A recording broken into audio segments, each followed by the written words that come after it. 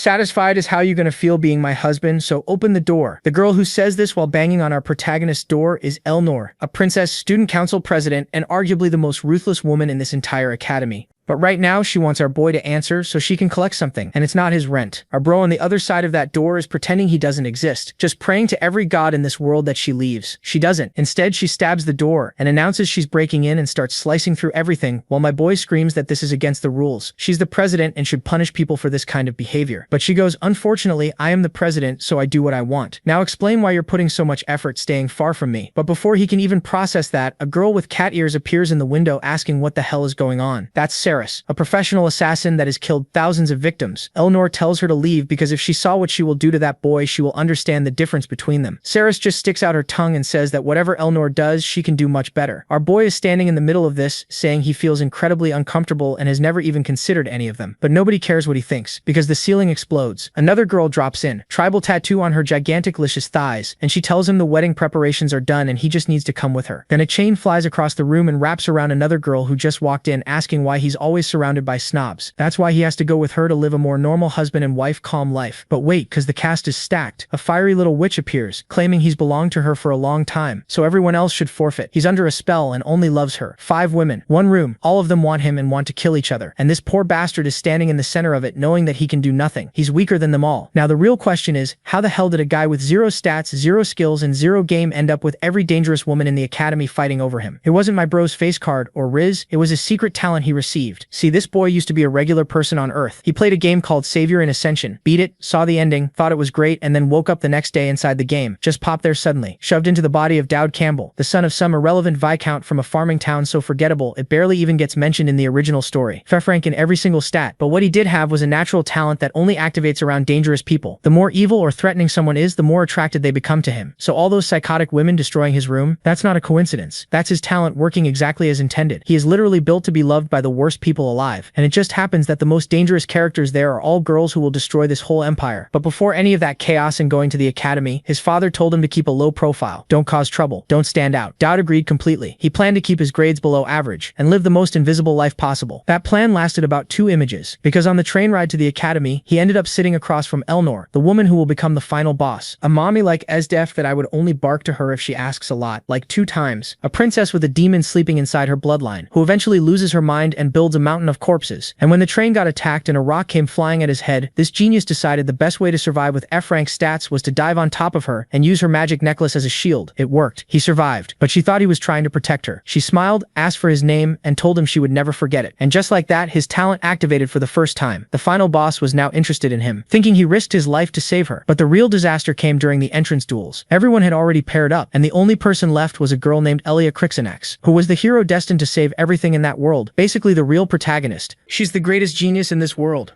With a bright smile, she asks if he needs a helping hand. Still a bit dazed, he says yeah, sure. But deep down, he knows. This Daemon is destined to become the savior of the world. The truth is, she's the protagonist of SR. She stands there looking all stunning, holding out her hand to help the boy up. And these chapter opening images are just gorgeous. Thank you, artist. Meanwhile, in another room, someone mentions that Count Crichton and Galanter have also arrived. A girl with glasses wonders if that one has lost her mind. The duels are already underway, so how does she have the guts to be late? And that's when the beast walks in, bloody and magnificent. The girl with glasses wants to ask a million things, but first, where the hell were you? Eleanor simply responds that she had some things to take care of. The woman with glasses tells everyone else to leave. She needs to have a private conversation with her. A little while later, she asks how many people died. Eleanor casually says, not too many, just about 12. They were people trying to kill her, and they had the audacity to attack again even after the train accident. The woman sighs, saying that she should have just let the school handle it. But Eleanor finds that incredibly boring. She wasn't about to do something as tedious as letting other people kill those who tried to kill her. The director tells her to go get ready and head to the duel.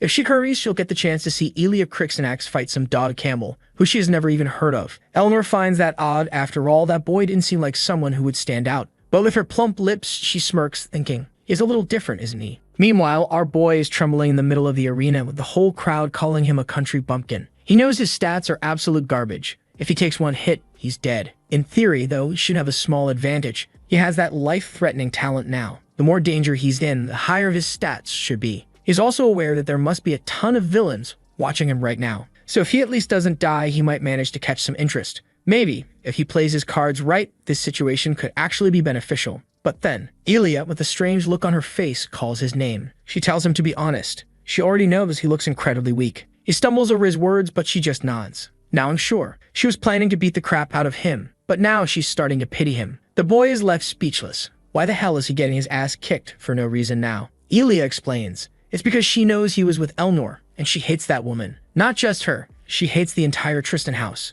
They're a bunch of demons. Our boy realizes. Damn, this Ilya is really bold to say something like that in front of everyone. But he understands where her hatred comes from. It's all tied to the drama in the story involving her family. He tries to explain that he just got unlucky and happened to end up in the same place as Elnor. But Ilya says she doesn't care, because just looking at him reminds her of that woman and it's pissing her off. She then makes a tempting offer. She asks if he's interested in pretending to fight. The protagonist knows this would be a great option. The problem is, if he pretends to fight, you won't improve his abilities at all. You won't figure out what his talents actually do. The only way he can get noticed is by surviving against her at full force. So that's exactly what he asks her to do. And to really piss her off, he adds, actually, I really like Elnor. Ilya immediately tenses up, gripping her sword, not sure if he's being serious. And since making her really fight is his only option, he doubles down. I'm serious. I like her, just as much as you hate her. At that moment, Deadly Charm activates. Now every villain watching him is even more interested, and it looks like he just got a new little gift. Ilya clenches her teeth. If that's the case,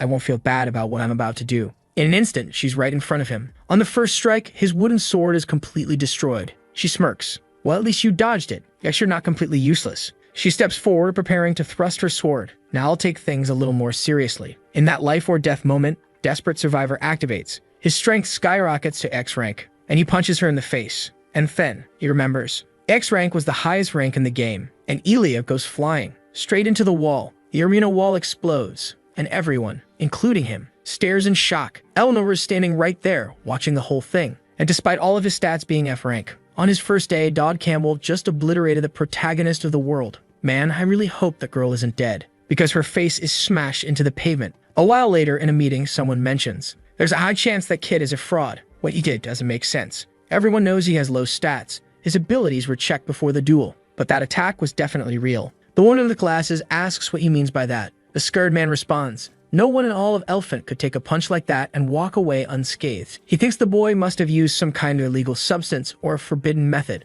to take down Ilya. Of course, there's also another possibility, but it's a weird one. Maybe he's actually some kind of monstrous genius capable of hiding his true power. The girl with the monocle adds, even so, it's going to be really hard to accept this victory. After all, Margrave of Kendred, the man who sponsors Ilya, isn't just going to sit back and accept something like this. Losing Ilya and their top patron would be a major disaster for the Academy, so they need to expose the boy as a fraud as soon as possible and see how things unfold. The man in green doesn't quite understand what she expects them to do. He explains, every year, tons of interesting new students get admitted. Since this guy is drawing so much attention, he'll soon be forced to act again. And when that happens, they'll know for sure whether he's a fraud or not. Meanwhile, his face is already plastered all over the newspapers.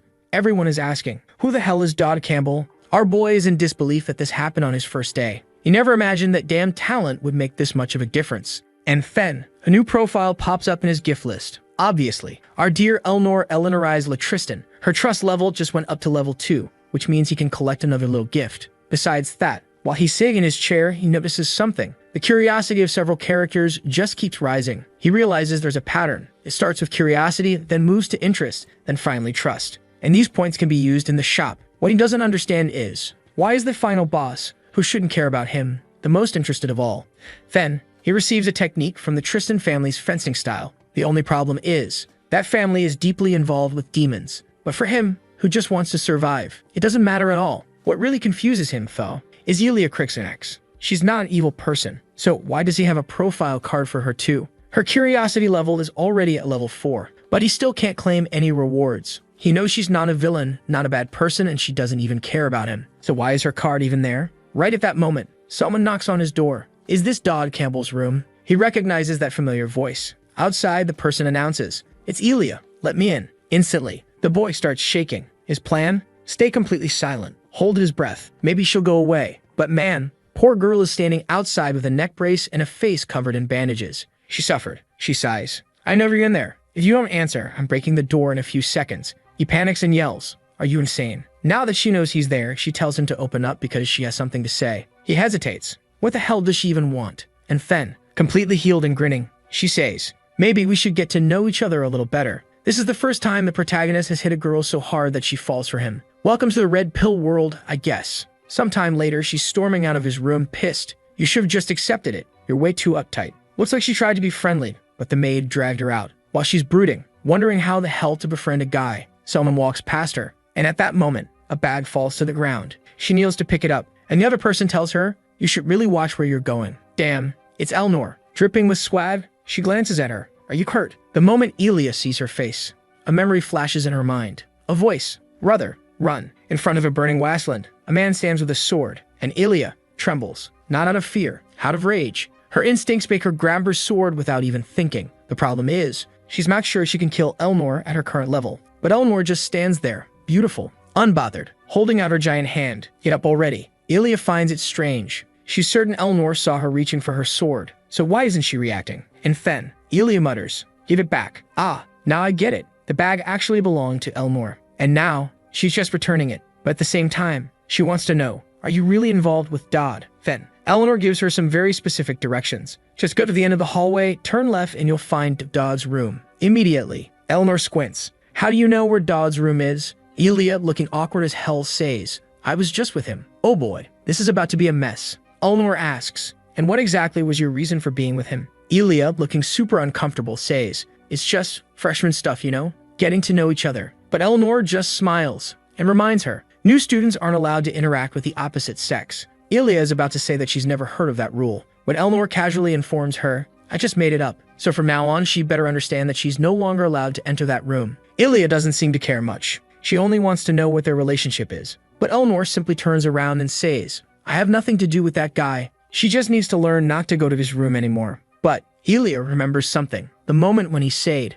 "I like Eleanor just as much as you hate her." She knows something's going on between those two. And even if it's just to gather information, she'll have to keep getting closer to him. Now, our boy is heading to the class assignment exam. It's an extremely meticulous and important test in this academy. Students are divided into groups after their one-on-one duels. And since he defeated Elia, he ended up in the strongest group. Everyone there looks proud and confident, while he just stands there, absolutely horrified. And the biggest problem is this girl who won't leave his side. He's been trying to shake her off since yesterday, but now she's in the same group as him, which only makes things worse. Not to mention, her interest in him keeps rising, which is honestly just terrifying. He suddenly remembers. Someone left a bunch of little bread rolls in front of his room, wishing him good luck on the exam. He has no idea if it was her or some other lunatic, but either way, things are not looking good for our guy. At the very least, this exam is part of the story, so things shouldn't go too off script. But his system notification for Eleanor says that an event is about to occur. Eleanor, as healthy as ever, appears announcing that she will be in charge of supervising them during the exam.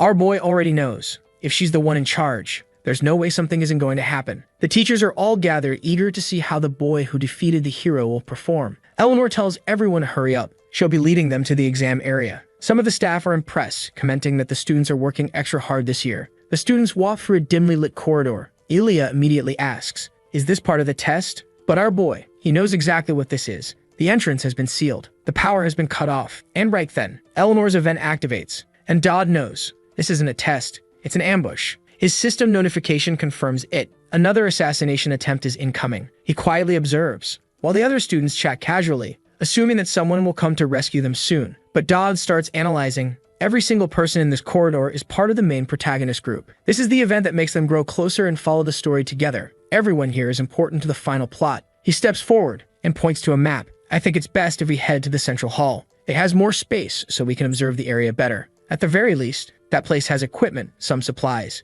And if they get ambushed, it's better than being trapped in this narrow hallway." A girl in nun-like robes raises an eyebrow. "Why are you suddenly talking about an ambush?" But our boy just shrugs. The student council president and Elia must have already noticed. "We're not alone here." He starts walking. Elia stops him. "Where are you going?" He simply says, "It's necessary." But she frowns. The direction you're heading in is completely opposite from the central hall. Our boy, full of hesitation, knows he can't reveal the truth. But this is extremely important, and he'll explain later. His plan? Send everyone to the central hall and stay behind alone so he doesn't get targeted, because the real target is that crazy woman. As long as they can handle it and he stays alive, everything will be just fine. Now they've moved through the corridors and he's relieved. The plan worked. Apparently, punching Elia into a wall gave him a little credibility. Now, all he has to do is wait for the event to end, let them deal with it, and stay completely out of it. However, That's exactly when someone calls out to him. A man says he's here to fix the power outage and asks to be guided. Unfortunately, his vision isn't very good in the dark. Right away, the system notifies him that a dangerous situation has been detected. Meanwhile, in another area, Frisia asks if Dodd will really be fine alone. Maybe something bad could happen. What they aren't noticing is that there are a bunch of assassins right above them.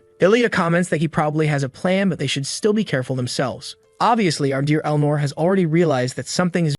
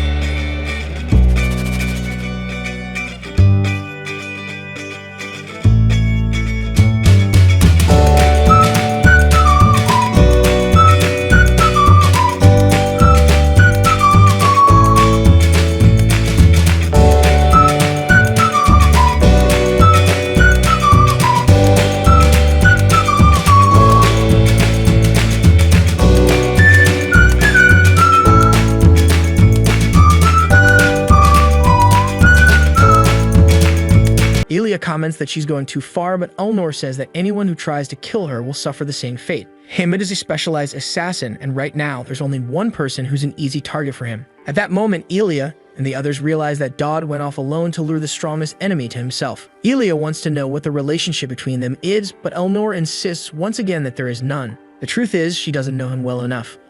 So she wants to get to know him better?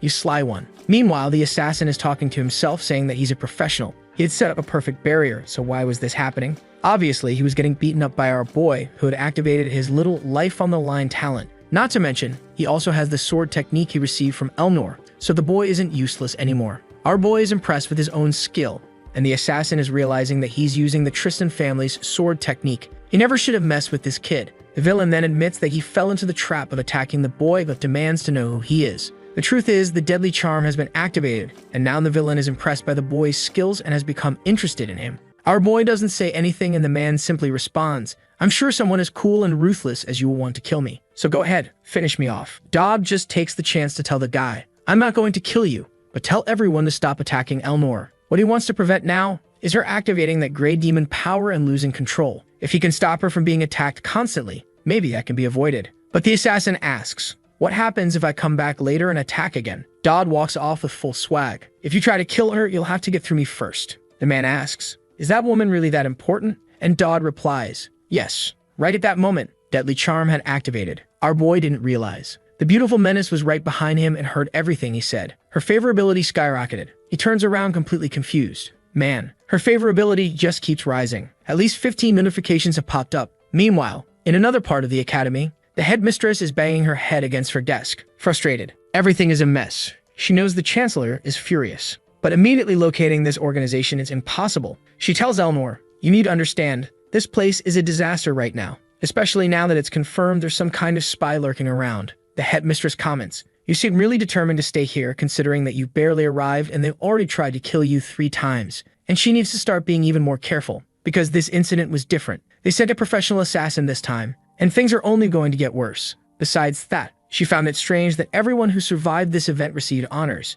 except for God Campbell, who immediately disappeared once it was over. The headmistress has already noticed. He's actively trying not to attract attention, and she doesn't understand why." Elnor sighs. "I don't understand either. She said that 3 times already," which makes the headmistress finally snap, quit saying that, and throws something at her. Let's all thank the headmistress, because by throwing that object, she made Eleanor raise her arm and look gorgeous while doing it. Eleanor apologizes. Sorry, I was a little distracted. It's just that there's someone I'm interested in. The headmistress is instantly confused. What the hell are you talking about? Eleanor just smiles. You just said his name. The room falls completely silent. And then, the woman stares at her. You cannot be serious. You like that weird country bumpkin. She warns Eleanor she should be careful. Because if Archduke Tristan found out about something like this, he would not be happy. Eleanor waves it off. It's not like that. I don't have that kind of interest in him. The headmistress relaxes. Good. Just be careful. Normally, when it comes to men, you're more cautious. Eleanor nods. You're right. I will have to test him. For now, I'll observe him very closely. At that moment, our boy receives his class test results. Unfortunately, it says his class hasn't been decided yet. They're still calculating his results, which is a terrible sign, because it means they're thinking way too much about him, and all he wanted was to be thrown into some random class and forgotten. What he does suspect, though, is that he might end up in the special class, where the heroic protagonists are. They're delaying his placement and, in a way, excluding him, which is also weird. Then, he completes his first mission, and his information updates. His new mission: resolve the incidents that will occur during the freshman reception. He knows it's during this event that people's classes are determined. Obviously, there are the usual ones: archers, mages, priests, etc. But his focus is to exploit his strength as much as possible and get a class related to that. On the other hand, both the final boss, Eleanor, and Elia are involved in this event. He is absolutely sure that something he doesn't want is going to happen again. Then, he receives a reward for deepening his connection with Eleanor. He can copy one of her abilities. But he's not stupid. He knows this isn't the right time to use something like that, because even though she's currently the strongest in the academy, she's going to grow even stronger. And only then would it be worth using his duplication ability to steal away more powerful talent. Night falls, and he sneaks out of the academy to visit an abandoned house. Of course, he's equipped with tons of stealth items, so he can't be detected. In the game, this place was perfect for farming treasures. He jumps the wall, enters the place, and heads toward an area full of stacked up items. There are countless objects here, but one is extremely important: a sensor burner. With 1,000 years of stored power, he grabs it. Got what I needed. But right at that moment, the entire ground starts shaking. The poor guy realizes this was way too easy, and now he's getting buried alive. Strangely enough, after the smoke clears, he's holding a girl in his arms. Her name is Yuria, and the moment he sees her, he immediately recognizes her. He knows that this crazy girl is the boss of the second chapter, known as the Cursed Sword Goddess. That item he pulled out really did belong to her, but he didn't expect her to be right there. She immediately gets out of his arms, and the system warns that his life is in danger. His EX rank strength activates, and she comes at him with a chain strike. He barely dodges. As always, a very dangerous, thick-thighed girl. Our boy is trying to dodge, but at the same time, she's throwing small swords at him. He knows that against a woman like this, it's life or death. With no chance of winning, he begs her to understand that this is a misunderstanding. He wasn't trying to do anything to her while she was sleeping. Each of her attacks makes his entire body shake, even with his talent activated. She swings her chain again, he jumps, barely escaping. But then, full of style, she spins like a breakdancer and throws a dagger straight at him. Our boy freezes. The blade gets right in front of him, and suddenly, the attack disappears. 3.5 steps, that's the maximum distance she can fight from. That's the curse and mechanism behind her abilities. The girl asks him very politely to take just one step forward, but he asks, "You're gonna kill me, aren't you?" She nods, yes, and she's impressed that this bastard already seems to know her talent. Our boy gets an idea. He knows she's isolated here. Not even food is delivered to this place. So he asks, "By any chance, do you want a high recovery biscuit?" She scoffs. "I'm not falling for such a stupid trick. It's not like I'm that hungry." But the moment he tosses the biscuit, she grabs it, because she was starving all night. Sometime later, she mutters, "I realize now. That was a mistake." Our boy is relieved. Looks like he won't be dying today. She asks why he's here. He knows he can't tell the truth, so he lies, saying he was sent here to feed her, that he received instructions to take care of her from someone else. She asks, "Is it someone you know?" He nods, yes. And strangely, since he knows everything about this world, he casually adds, "Don't worry, your sister is doing just fine in the Holy Empire. The Emperor won't bother with the two of you for a while, so you don't have to keep hiding like this." Yuria is from the Holy Empire, and she's hiding here at Elephanti Academy because of the Emperor of the land she fled from. The sword she wields is considered a cursed item, which is why she has the 3-step curse. She had to escape because of it. That's why our boy is trying to pass on information that her sister is safe, because even though she's been through a lot, she deserves at least a bit of peace. We then see a group of students at the top of a mountain. Someone points out, "That's the academy over there. That's the Arcane Constitution." A little blonde girl says, "We'll have to choose our faculties soon." Dodd knows. This is the part of the game where you get the most world-building information, but he can skip all of it since he already knows everything. A guy asks Ophelia, "What's that voided area over there?" On the horizon, a dome-covered city could be seen, and she explained that it was an extremely restricted area. Anyone who entered would be punished. Dodd knew that place was what remained of the war between heaven and hell, a place where God's messengers and the heroes had sealed away the demons. This happened hundreds of thousands of years ago, yet the energies of light and darkness continued to clash. With the obvious risk of darkness eventually prevailing, the Empire Alliance created this sacred triangle to keep watch over it. The triangle consists of numerous academies, one of them being Elfent. The red-haired guy then asked Ophelia if they could take a closer look. She said that as long as they stayed within Seraph's protective barrier, there was no danger. Dodd, on the other hand, thought this was the perfect chance for them to sneak away and cause some trouble. The angels who resided beyond the heavens and mountains had created this barrier alongside Seraphis. The students were now all standing around, staring at the barrier up close with dumbfounded expressions. Dodd then asked if he could eat a little away from everyone else because he was feeling uncomfortable. She understood. He was the boy suffering from all the unwanted attention and allowed it as long as he didn't go too far. The other guys didn't like that. They muttered that this hick bastard was getting full of himself just because he had gained a bit of attention. But our boy had already lit his incense using unicorn horn powder and a phoenix feather. Where the hell did he get that? Who knows? Maybe it was already inside. But with that, he had prepared the most powerful thurible, which was basically just a fancy incense burner. Magic started activating, and he prayed that he hadn't forgotten anything. At that moment, some silhouettes appeared, and he covered his eyes. He knew this was something ordinary people would never experience. A massive explosion of light erupted before him, and he heard voices discussing the allied forces. A man was telling a recruit, "Keep the ground even. Stop digging around." Then he saw them. Angels. They looked at each other. "Why is there a human here? Man, if this angel appears, I'm gonna be happy." They kept questioning why that kid was just standing there staring at them. The commander waved it off, telling the others to get back to work. And our boy, he had just opened a tiny portal and was observing everything. Then a horn blared and a car arrived, bringing in the sacred blocks. An infinite amount of them, so the construction wouldn't stop. The blonde angel yelled at another worker, "Quit eating cloud biscuits and get back to work." Meanwhile, our boy just watched as the bald angel kept shouting at everyone. I have no idea what's happening, but what I do know is that sacred blocks are being delivered and our other angel is just watching it all unfold. Dodd knew. The angels in this place were almost like a military force. They had a strict hierarchy, where those at the top obviously held the most authority. In the original story, you could only encounter angels after Chapter 2 and only after interacting with some of the high-ranking ones. And they were very clear about what they wanted, since it was basic and straightforward. Our boy stretched out his food, muttering an irakamasu. As he ate, he overheard some of the angels talking. Why does he have so much food? One angel suggested, maybe we should ask for a piece. But another immediately shot that down. That's insane. We can't go down there just for food. We should keep moving the blocks. Dodd, on the other hand, smirked. Are you sure? Working in construction is exhausting. You guys should take a break and enjoy some food. And strangely, the moment he said fat, a mission for an offering activated, and food appeared in the angel's hands. Everyone smiled. A 10-minute break wouldn't be so bad. They thanked him, saying, "You're a very considerate human." Dodd remembered. It was the same in the game. If you offered enough food to someone, it would multiply once it reached their realm and become enough for everyone. Sometime later, the angels were sitting there, muttering, "That was delicious. Totally worth it." The bald angel notices the thurible beside him and says, "Just state what you want already." Our protagonist is impressed that the guy got straight to the point and doesn't even seem interested in negotiating. He had prepared numerous techniques to convince these guys, so he finds it strange that it's this easy. The bald angel then says he's sure the boy must be wondering why he's being treated this way. He explains, the boy is well-informed and possesses an incredible ability, but it's severely underdeveloped. The angel knows he'll benefit from investing in the boy, and that's the only reason he's helping. Now it all makes sense to Dodd. Why this guy is interested in him. What he doesn't know is which ability the angel is referring to. Maybe it's the one about being loved by evil. The angel then says, the ability you possess is far more powerful than you realize. It will allow you to stand at the top of everything. Of course,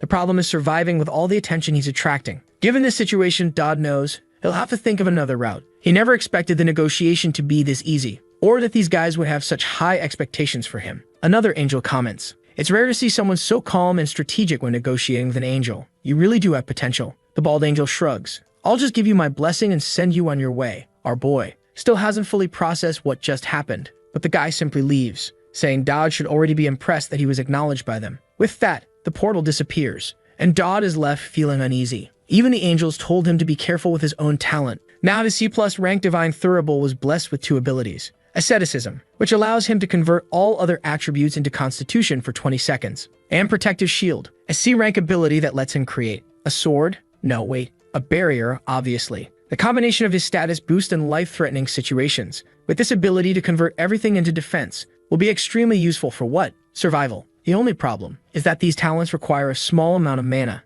which he doesn't have. For now, they'll have to find a temporary solution, which is why he's standing in front of a man who asks, "What's your specialty?" He seems to be alone in front of a shop, and the man informs him, "You need to be in a pair first," to which Dodd replies, "My partner will be here soon." The guy doesn't believe him. "A loser like you, no way you've got a partner." But our boy knows she's already on her way. And right then, Ilya shows up, looking like an absolute fool, as if she hadn't intentionally come here with him. Dodd casually waves at her, already planning to team up. At first, he didn't want to get involved with the protagonist, but he's changed his mind.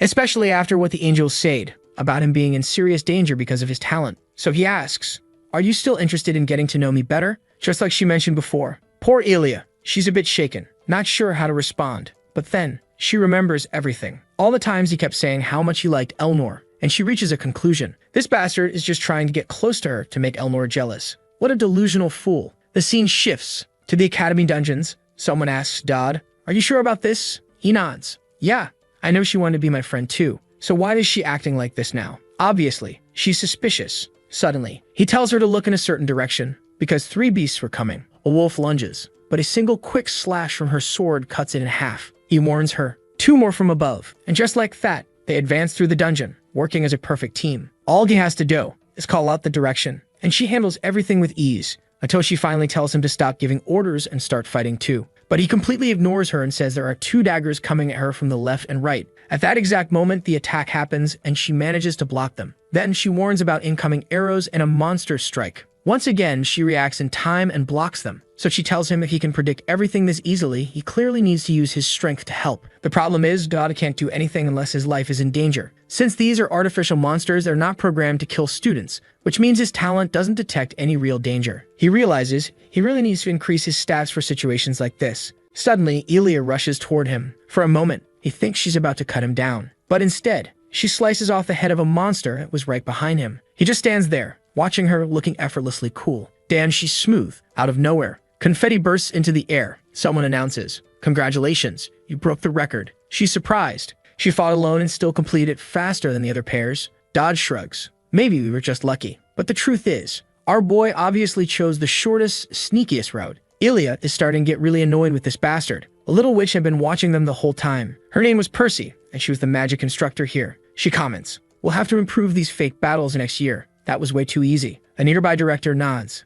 "Got it, but something feels off. It's weird how much this boy knows about everything." Everyone assumes the academy's focus is on Ilya, but the green-haired man, as usual, is suspicious of Dodd. Percy finds it strange. "Why did that boy catch your attention?" Clearly, Ilya was the one doing everything, but the man shakes his head. She alone never would have broken that record. Anyone with combat experience can see it. She was actively fighting, but he was the key to all of it. It's obvious. He was giving perfect orders at perfect timing and making flawless decisions. Up until now, every one of his judgments has been spot on. Not only is he highly calculated, but it's like he's been through this place countless times before. He then turns to Percy. "Let's make a bet." At that moment, someone contacts both of them, saying they take an interest in the pair. The man explains. He made a bet with Percy. He's sure they'll break this year's record. If they succeed, they can ask for anything they want from her. But if they don't, it's fine, because what they've already done is impressive enough. Obviously, Dodd agrees instantly, and Percy gets pissed at how confident this kid looks. Meanwhile, the glasses-wearing director tells someone, "I know you're stressed, but you shouldn't be here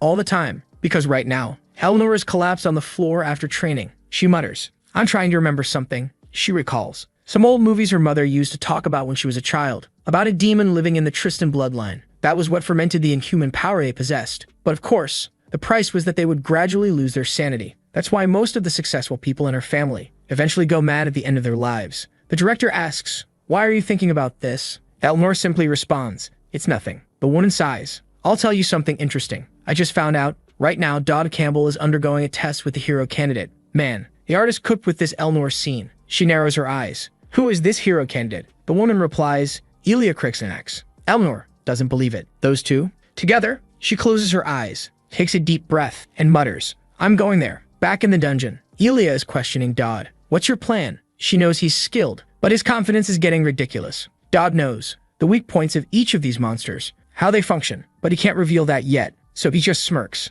"I'm sure everything will go fine, because you're here with me." The girl turned a little red but muttered that she wasn't falling for that nonsense. Then the red-haired guy suggested, "You can increase the difficulty to earn more points if you want." Dodd immediately responded, I want the highest difficulty possible. Percy was losing her mind. That's impossible, but he just shrugged. It's worth a try. Obviously, Elia was not happy about this. One of the guys beside them chimed in. Now that you've started, you can't stop. Meanwhile, Percy took a sip of her tea. Fine, but you should know, at this difficulty, you'll be in real danger. Since the voice transmission was active, Elia heard everything, and she was starting to feel nervous. But the green-haired man reassured them. Even if things get dangerous, all we need to do is rescue the students. Then he announced, the slaughter mode has been activated. Now prove your strength. Elia obviously is not very happy about this, but she just accepts it. Percy is eager to see them fail, and that friend over there is crying. I still don't know who that crazy guy is. However, things have changed for our dear protagonist as the creatures are now aggressive and can cause damage. The danger is detected. Since this boy is a complete mess, always on the brink of death, the system automatically puts him at full power. He prepares an attack with his sword, and a slash sweeps off the big pig's head. Actually, it looks more like a rhinoceros. Right away, the green-haired guy says he knew it.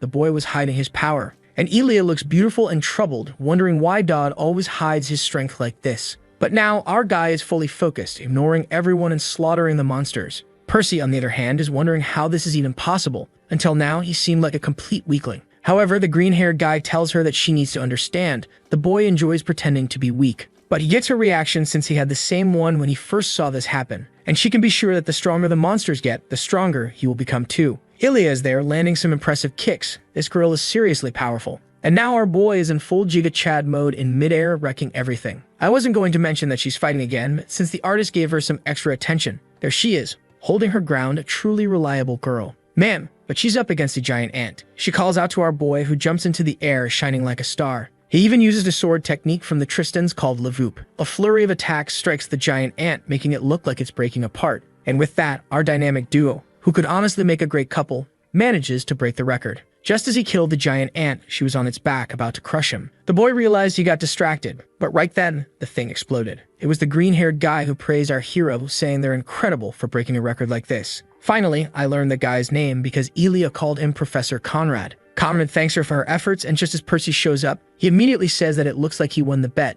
Sometime later, Elia is holding a piece of paper. Because of their performance, they can pick an item from the Vision's storage, and of course, they can ask Percy for any favor, thanks to the dumb bet. She's all happy, and our boy knows this isn't something just anyone who enters the school can get. At that moment, Elia calls out to him and asks how he always stays so calm. She's noticing that every time a difficult situation happens, he always acts as if he already knew. Well, yeah, that's kind of obvious, because the bastard really does know. Before he can answer, she reaches out her hand, saying that maybe now they can become closer friends. Our boy, however, doesn't seem very excited about that. Come on, man, get more hyped for the wafus. But even so, he lightly taps her hand, and you can see on the screen that her curiosity is already at level 5. She was almost reaching the trust level, standing firm. Then she runs off, saying she's excited to see tomorrow's Dodd. Someone next to our boy comments that they're not sure if she's friendly or just weird, and he agrees. This person was our dear one, drawn with great talent and attention. Thank you. And at that moment, she asks if he likes that freshman. Our boy gets all flustered, stuck in that awkward space of not knowing what to say as always.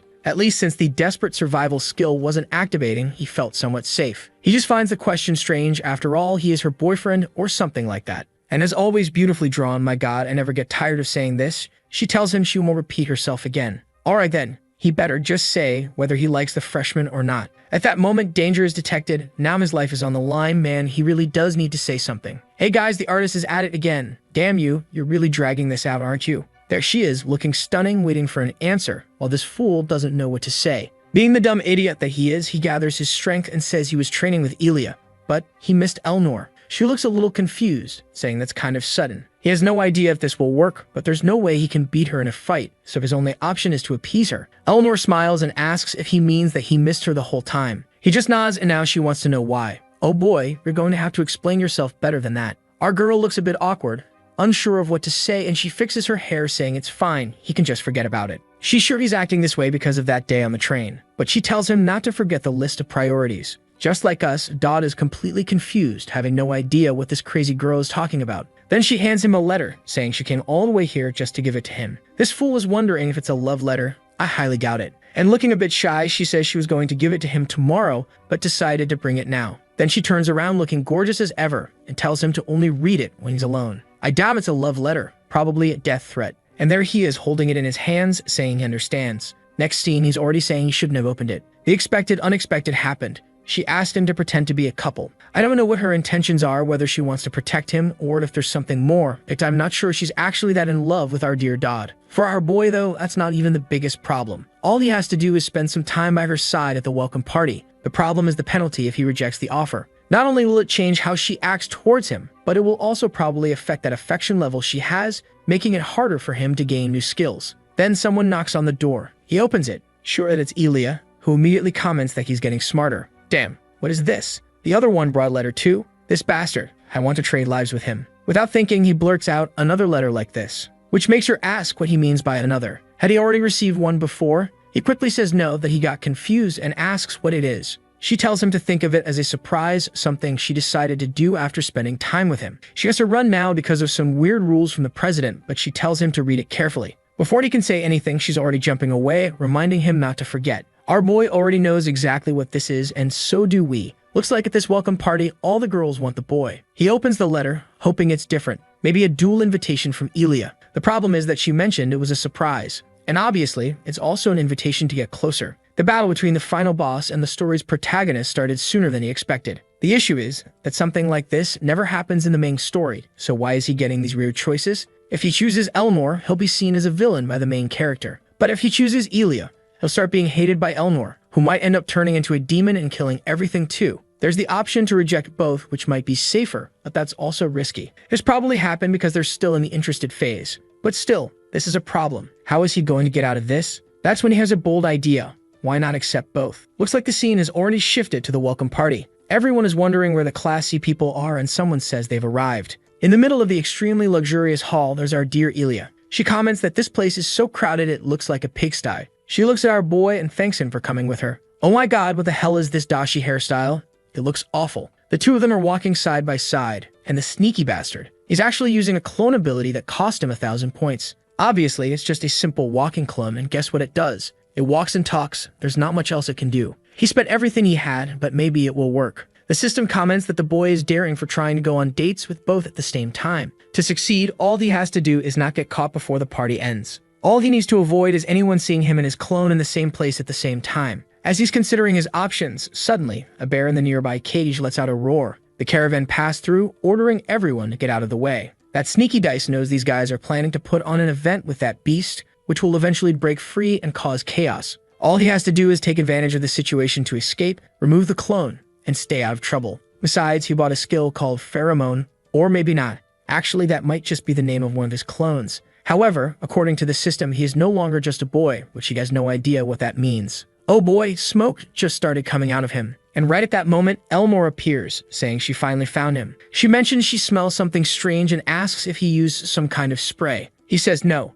explaining that he passed through some flowers, and the scent must have stuck to him. But damn, this girl is bold. She straight up says that whatever it is, it's driving her crazy. Now our boy is desperately trying to get rid of this damn pheromone smell before things get complicated. However, the system immediately notifies him that the pheromone effect has been applied to the target, Elmore. And now, she's struggling to resist getting interested in him. Suddenly, she turns to him and says it's strange that she never noticed before he's a lot more masculine than she imagined. The boy is internally combusting. He quickly starts walking away, saying they should hurry to the event since there are a lot of people there. All he's thinking about is keeping himself and the clone talking while he remains alone with Elmore. But the poor girl is there, breathing heavily, trying to calm herself down. He just hopes she doesn't do anything crazy. He asks if she wants to grab something to eat, and she says yes. Why not? Even if it means buying some wild boars on a stick. He figures this is the worst option since he's trying to make Elmore like him a little less. She's a woman who cares a lot about her appearance, so something greasy like that should be a total turnoff. However, when this girl wants something, nothing stops her. She excitedly declares that she loves those things, so much for his theory. Guess he's still figuring out her tastes. Trying to play it off and kill the friendly vibe, he pretends that the food tastes awful.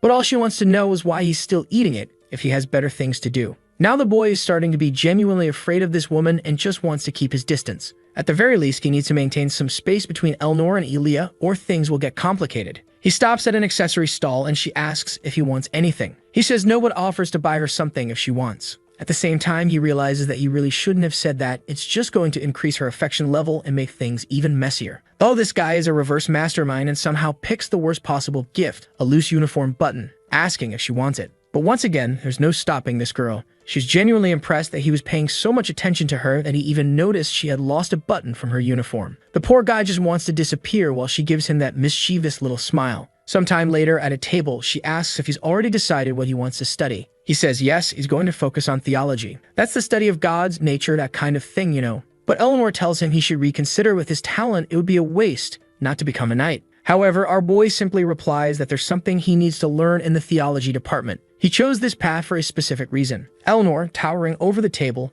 demands to know what it is he wants to learn, and he just says that to protect the people he cares about, there are certain things he needs to acquire. Eleanor wants to know what exactly it is that he's trying so hard to protect. Oh man, our boy is low-key romantic. What he really wants to protect is his own life and prevent Eleanor from turning into a demon. Sacred abilities would be perfect for his survival and would also allow him to take care of her in the process. Smart move. So he tells her that since childhood, there has been someone he wants to protect. Besides, he obviously knows that later in the story, there's going to be an event called the Secret Society. The boss of that chapter is only weak against holy magic, which is why he needs to prepare. Suddenly, the gorgeous Eleanor asks if that's the real reason he's getting so involved with her, because she knows all too well about the Tristan family curse, just like he does. Our boy confirms that he is, in fact, talking about the curse that drives every member of her family insane, and he's certain that the only way to prevent it is through mental training. Eleanor's expression turns serious as she asks if he knows the solution. He cuts her off and says he knows about the blessing of the angels. It's a type of miracle where two archangels must bestow their blessing on the same person. Eleanor acknowledges that it exists, but it's so difficult to achieve that even with all the power the Tristans hold, they've never been able to obtain it. That's why they're still feared. Once again, she demands to know his intentions. Why does he keep getting closer to her knowing all of this? This boy is basically confessing at this point. I thought he wanted to keep his distance. But he tells her that the thing he wants to protect is her. Looking both beautiful and concerned, she asks why. And our boy simply says that if he doesn't protect her, she's going to die. That's the truth, and he has no other reason beyond that. She looks a little flustered, fixing her hair, and says that from the very beginning, she knew he was a weird guy. Our boy just responds that he's heard that about himself countless times. With that, he's told her the whole truth. Now he just hopes it's enough to satisfy her strange curiosity. The scene then shifts to another part of the party, with Elia saying that this boy is weird. The poor girl is walking alongside the clone, wondering why he's talking so little today. She also asks how they even ended up in this basement. Meanwhile, she looks back, thinking that she needs to get closer to this guy to learn more about the Tristan family. The problem is, she has no idea how to handle a man like him. In general, the truth is, she's not very good at dealing with men, and it's making her go a little crazy. She doesn't know how to act. On top of that, she starts wondering why this place is full of caged monsters. She's practically having a monologue here since the clone isn't saying much. She comments that they're probably Academy experiment creatures, but it's irresponsible of the professors to leave so many of them here with students around. She turns to the side and wonders why there are even monsters this big in a place like this. She approaches one of the cages and realizes that these beasts aren't even properly locked up. That's when she notices a device beeping right next to the creature. Before she can react, the place explodes. Luckily, Chad Clone saves her. This bastard is flirting with one girl at a table while rescuing another from an explosion. Obviously, both our favorite couple and everyone in the hall are in shock. And my god, our boy's back is burnt to a crisp, but he saved the girl, and now his favorability is skyrocketing. Barely holding himself together, he just mutters that this is his job. She's startled as he collapses beside her. Before she can even think about helping him, the monster is already loose. And of course, they're all high-level creatures. Elia thanks him for protecting her and says it's now her turn to return the favor. Right then, the system activates a mission. He has to save as many people as possible.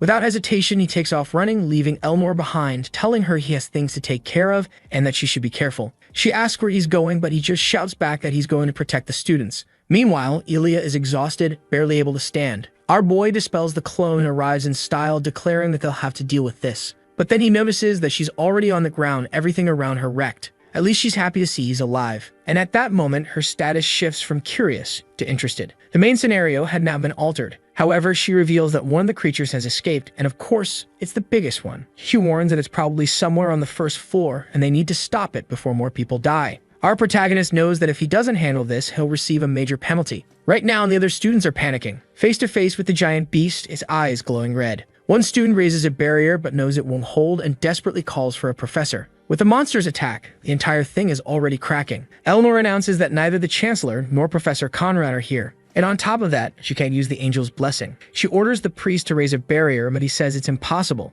A sacred barrier isn't something just anyone can create so easily. Besides, all they have to do is wait a little longer. Some knights will arrive soon. If a few students die in the meantime, so be it. If she wants to use the Tristan family's strength, though, he knows they're not good people. Man, why criticize my poor Eleanor like that? At least our boy arrives full swag mode, declaring that he'll handle it. Everyone is wondering who this crazy guy running toward the beast is. Eleanor is stunned by his courage. He's not hesitating at all. At that moment, he activates two of the abilities he received from the angel, both asceticism and holy shield. At the same time, danger is detected and he's thrown into a life or death situation. All his stats are immediately boosted to rank X. The barrier guy asks what the hell he's doing. Our boy says he's buying time, but they need to get the other students out. With asceticism active, all his stats convert into defense. The poor guy won't be dealing any damage, but he raises a holy barrier just in time to block the monster's strike. The professors around immediately recognize it as a sacred blessing, and the beast keeps hammering away while our boy stands firm in full defense mode. Eleanor is just standing there frozen,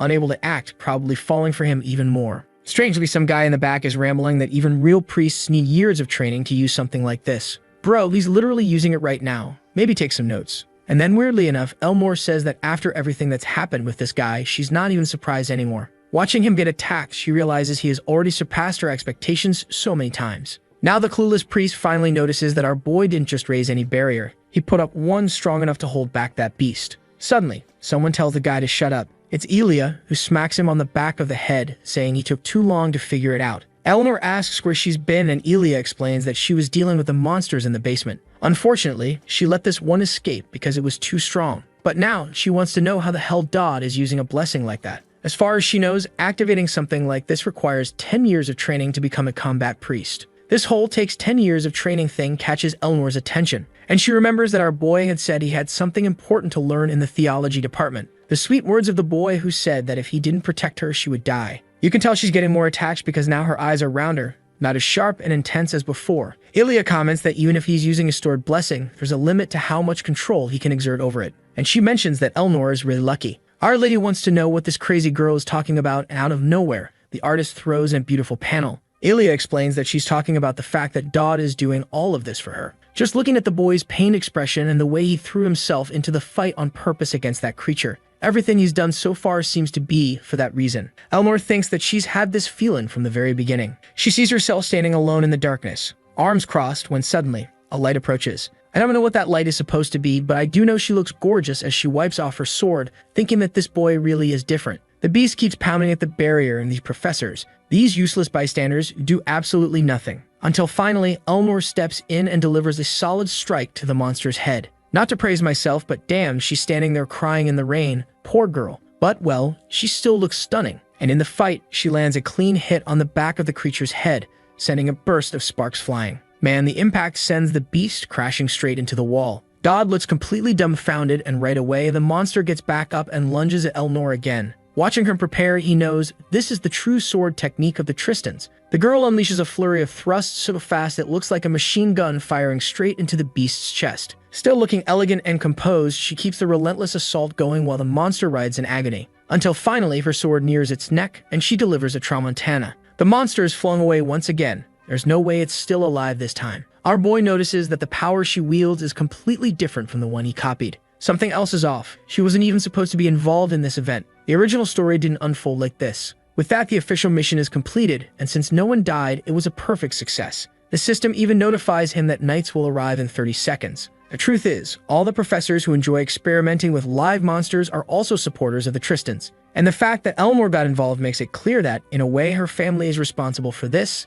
Normally, she's not someone who gets involved in politics, so why did she decide to step in now? Meanwhile, the students are all running away in panic, fire, and chaos everywhere, while the stunning Eleanor just stands there staring at him. Hey, you good?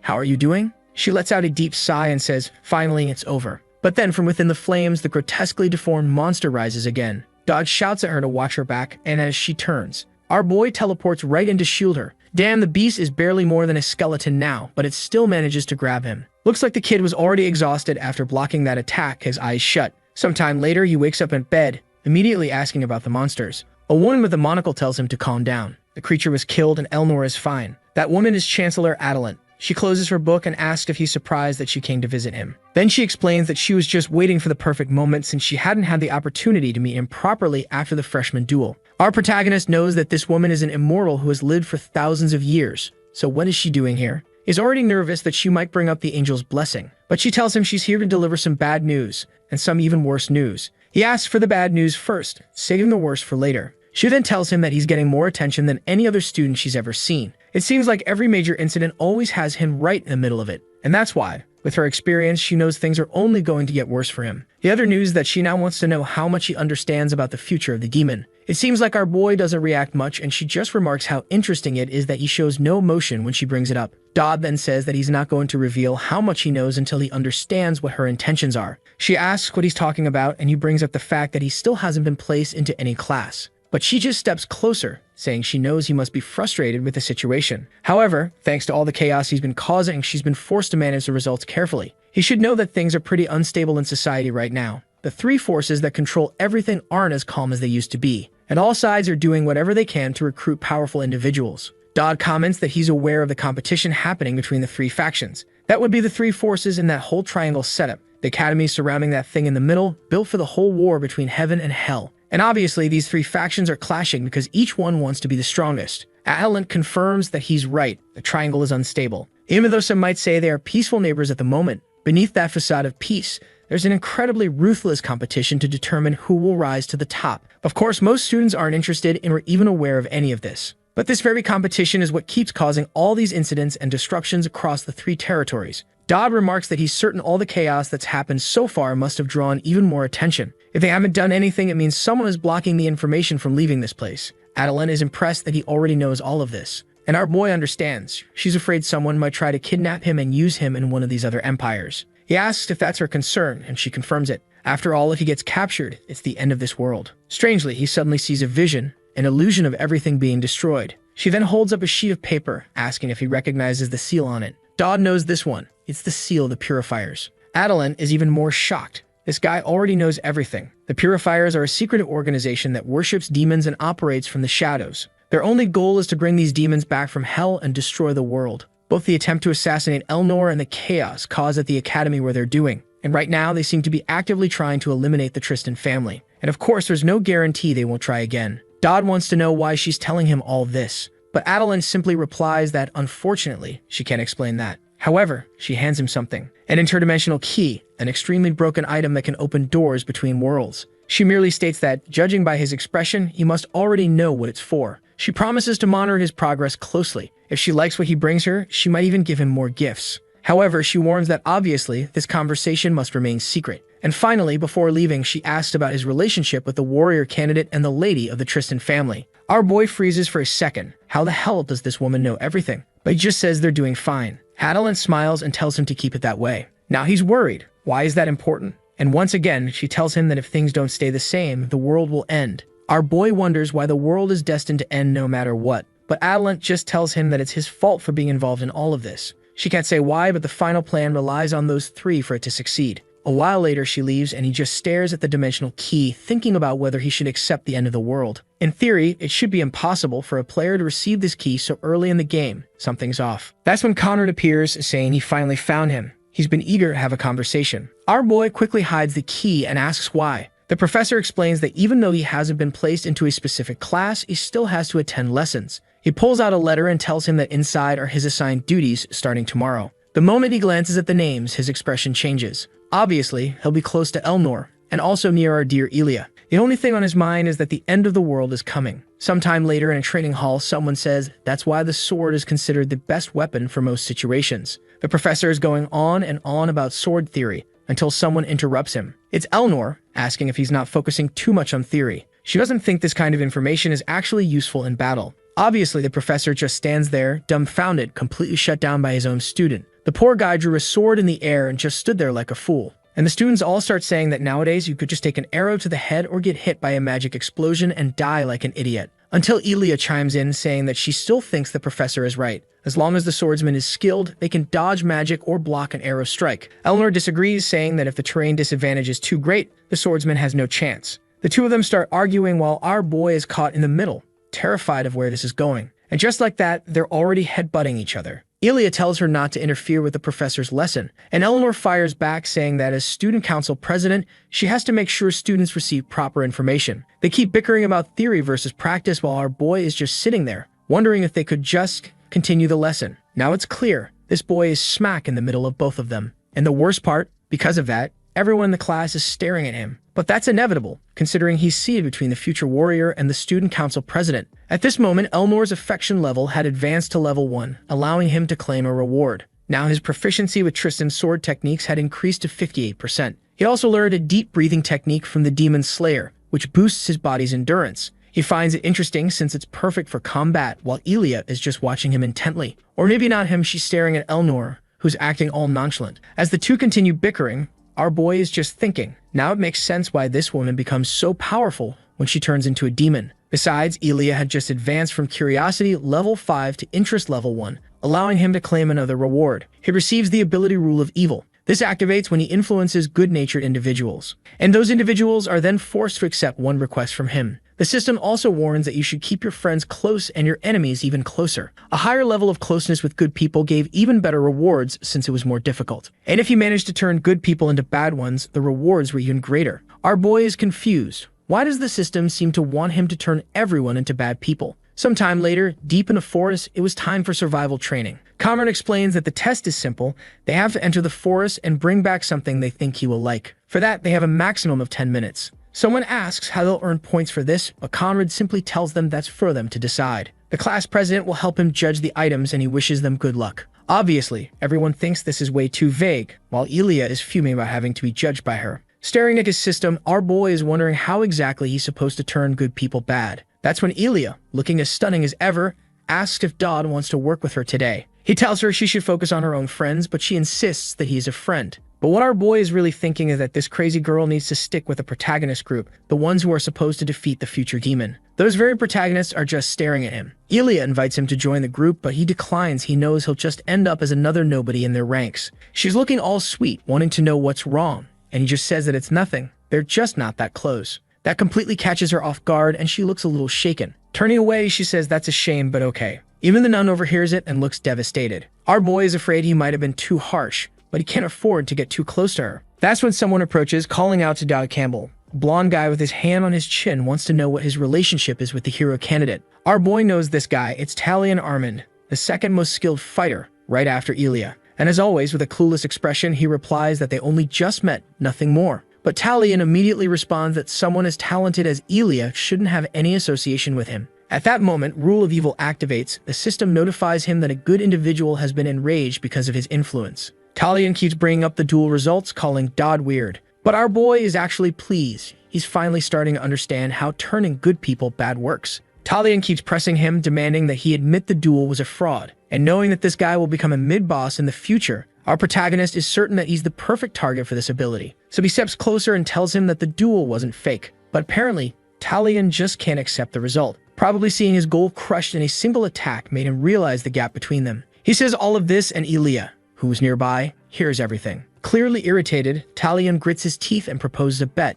They should see who gets a better score on today's test. Dodd thinks to himself, this is perfect. Meanwhile, someone is calling for Elnor. It's Conrad, reminding her that he asked for her help with grading the test, but she doesn't seem to be taking it seriously. That's because Dodd Campbell hasn't even completed the test yet, but he already has the highest score. She simply responds that it's because the boy deserves it. Then she says that if he doesn't trust her judgment, she'll just have to stick by him closely to make sure he really is deserving. But Conrad places a hand on her shoulder, warning her that he's already noticed. She always wants to be near him. Elnor quickly denies it, saying that's not the case. The only thing she doesn't want is for him to be alone with Elia. She asks Conrad for permission to follow Dodd, but he warns her that if she doesn't take this seriously, she'll be removed from the event. Meanwhile, the priestess is clutching her rosary, thinking that today Elia is acting differently. In a breathtaking display, Elia is kicking monsters left and right. The red-haired axe wielder asks where they can find stronger creatures. The blonde guy suggests they should use this opportunity to collect some gems instead. They don't want to get a bad score.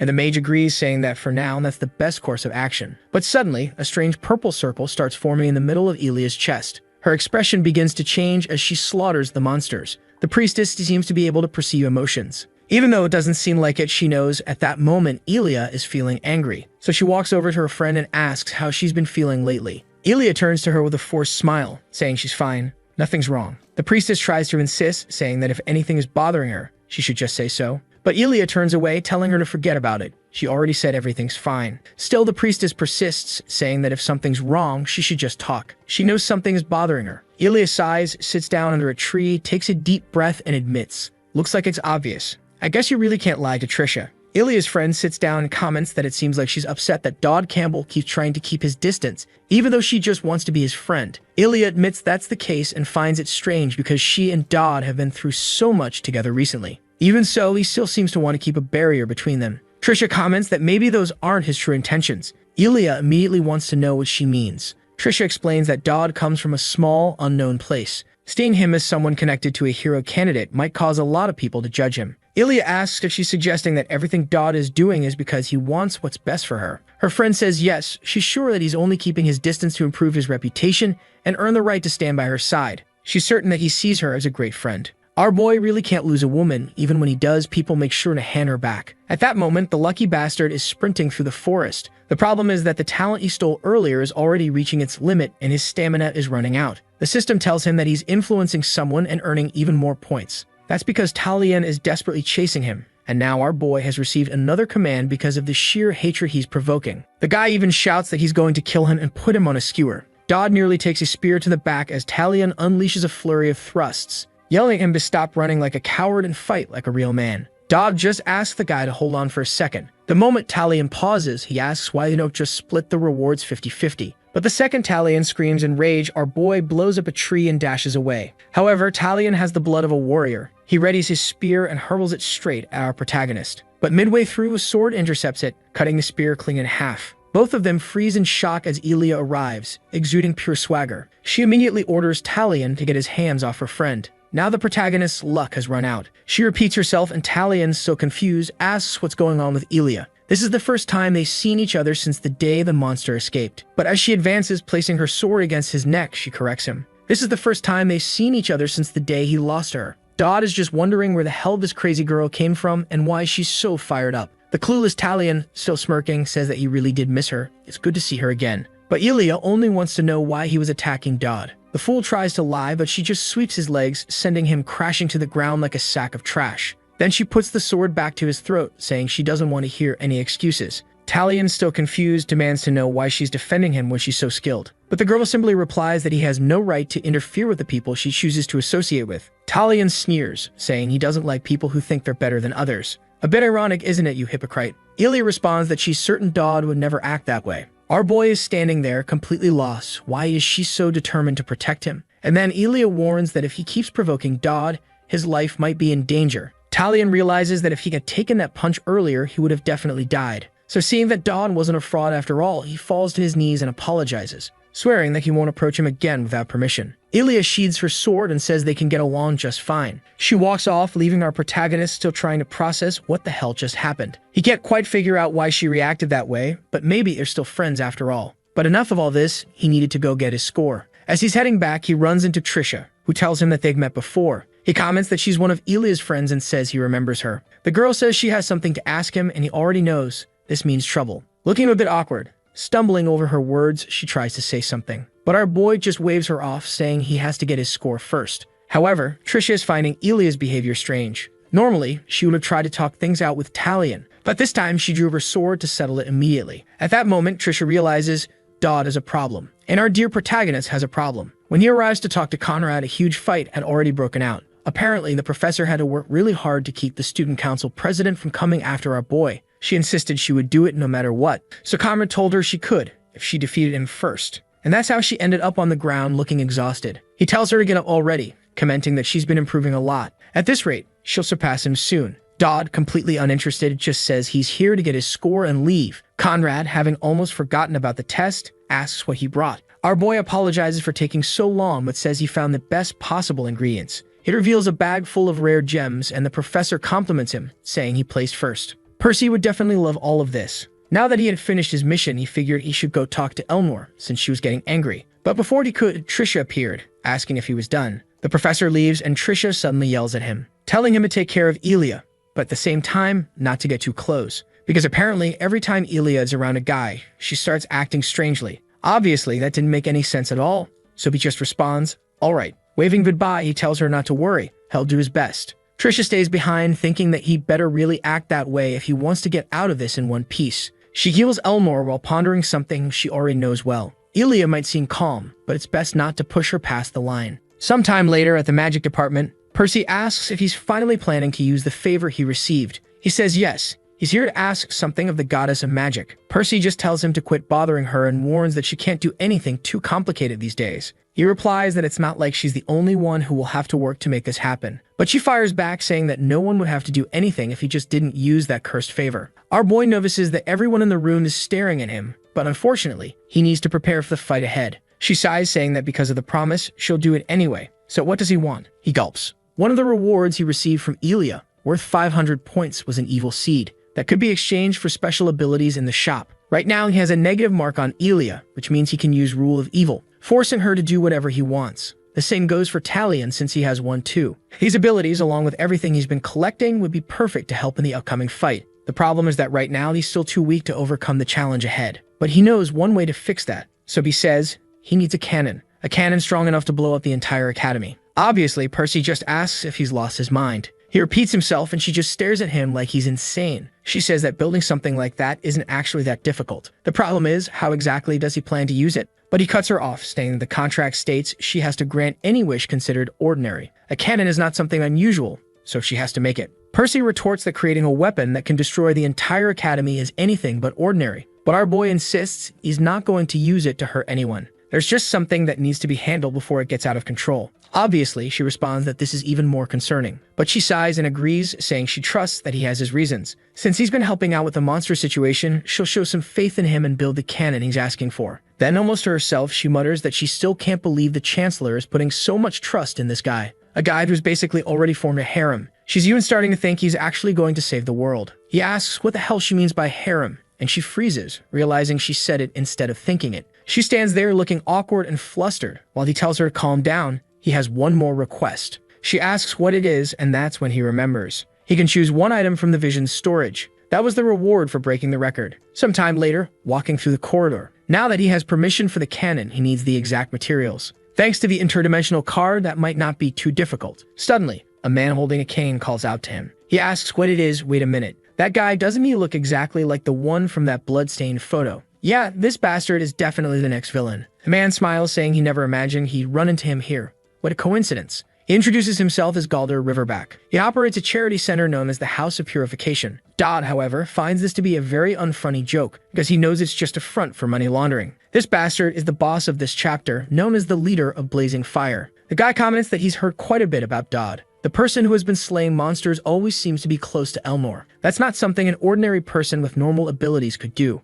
A truly impressive young man. He hands Dodd a card, saying that whenever he meets an extraordinary student like this, he always looks forward to seeing what their future holds. He'd love to have dinner with the boy and asks if he's free. Hell no, old man. Plenty of women are already lining up to offer him dinner. But our boy is ruthless. He just says that this conversation is already more than enough. Once again, Dodd realizes that the original story is changing. This guy was supposed to approach Elia and her brother. So why is he trying to get close to him? Has the system recognized him as the protagonist? That wouldn't make any sense, considering how the story of this world is supposed to go. So he just tells the guy he's joking. He'll think about the dinner. With that, the man leaves, saying that in 3 days they'll meet at the Twilight Eye. Dodd realizes that he has no choice now, but this is still better than letting this guy get close to Elia. The Twilight Eye is an extremely luxurious restaurant near the academy. The card Galder handed him glows like crazy. He has no choice but to go. After all, this is a main story event. And as always, since the beginning, it's just yes or no. And when it comes to the main story, the answer is always yes. Because if he deviates from the main story, he dies. He starts thinking about everyone he's met so far, and the situations he's already been through, trying to find the best way out and figure out how to handle this. After analyzing everything, he knows that defeating the Purifier might not be impossible. What he doesn't understand is why he's the one playing Elia's role. He decides to forget about all of that for now and just focus on what needs to be done at this moment. With that, he knocks on someone's door. He asks if she's there. She who? Elmore in her room. For the first time, this troublemaker isn't wearing her uniform. She asks what Dodd is doing there, and he quickly reassures her. She doesn't even need to come out. He just has something to discuss. She tells him to go ahead, and our boy, looking all awkward, clears his throat and hesitantly asks, would she be free in 3 days to have dinner with him? While she's thinking about it, a glasses-wearing girl behind her starts nagging about returning her books. She keeps borrowing them, but they just gather dust. The girl keeps complaining until Elmore finally tells her to be quiet. Right after Dodd asks, Elmore wants to know, would it be just the two of them? He says yes. Lying bastard. She asks where, and obviously he invites her to the Twilight Eye. Immediately, the director comments that that's a romantic dinner spot, and Elmore just says that she already knows.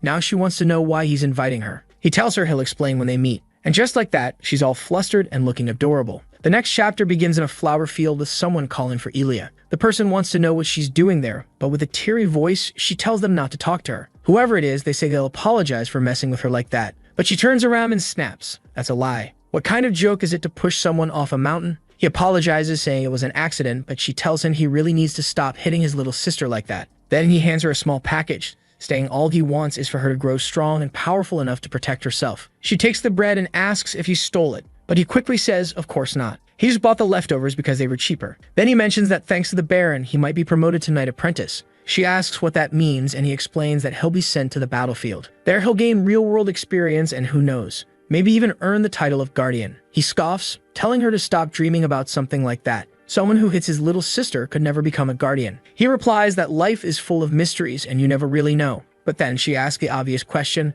doesn't he think he's going to die if he goes to the battlefield? He says that will only happen if he's unlucky, but he's very skilled, so he thinks it's impossible. Angry, she snaps that she hopes he gets unlucky and dies since all he ever does is hit his little sister. Not to mention, he never listens to their parents and only cares about swinging that sword around. He just laughs and tells her to remember, when he becomes a Guardian, he'll always be there to protect her. Back in the present, she wakes up to someone knocking on her door. When she opens it, it's our boy standing there apologizing. He explains that since he's from the countryside, he's not really used to how things work around here. That whole thing about them not being friends was a lie, and he wants to apologize. He even bought some cookies from the kitchen and brought them for her, since they're really good. She just snatches them from his hands and tells him to stop apologizing, because it's weird, especially when they're already friends. Then, turning away, she says she's going to sleep. But before she leaves, he asks for a little favor. He wants her to go somewhere with him. It's urgent. She's now wondering if this guy is crazy. Meanwhile, Eleanor is sitting at her desk, signing some documents. Stunning as always. It looks like they're reviewing material costs and club funding. The glasses girl comments that the only thing left is checking on the recently transferred students.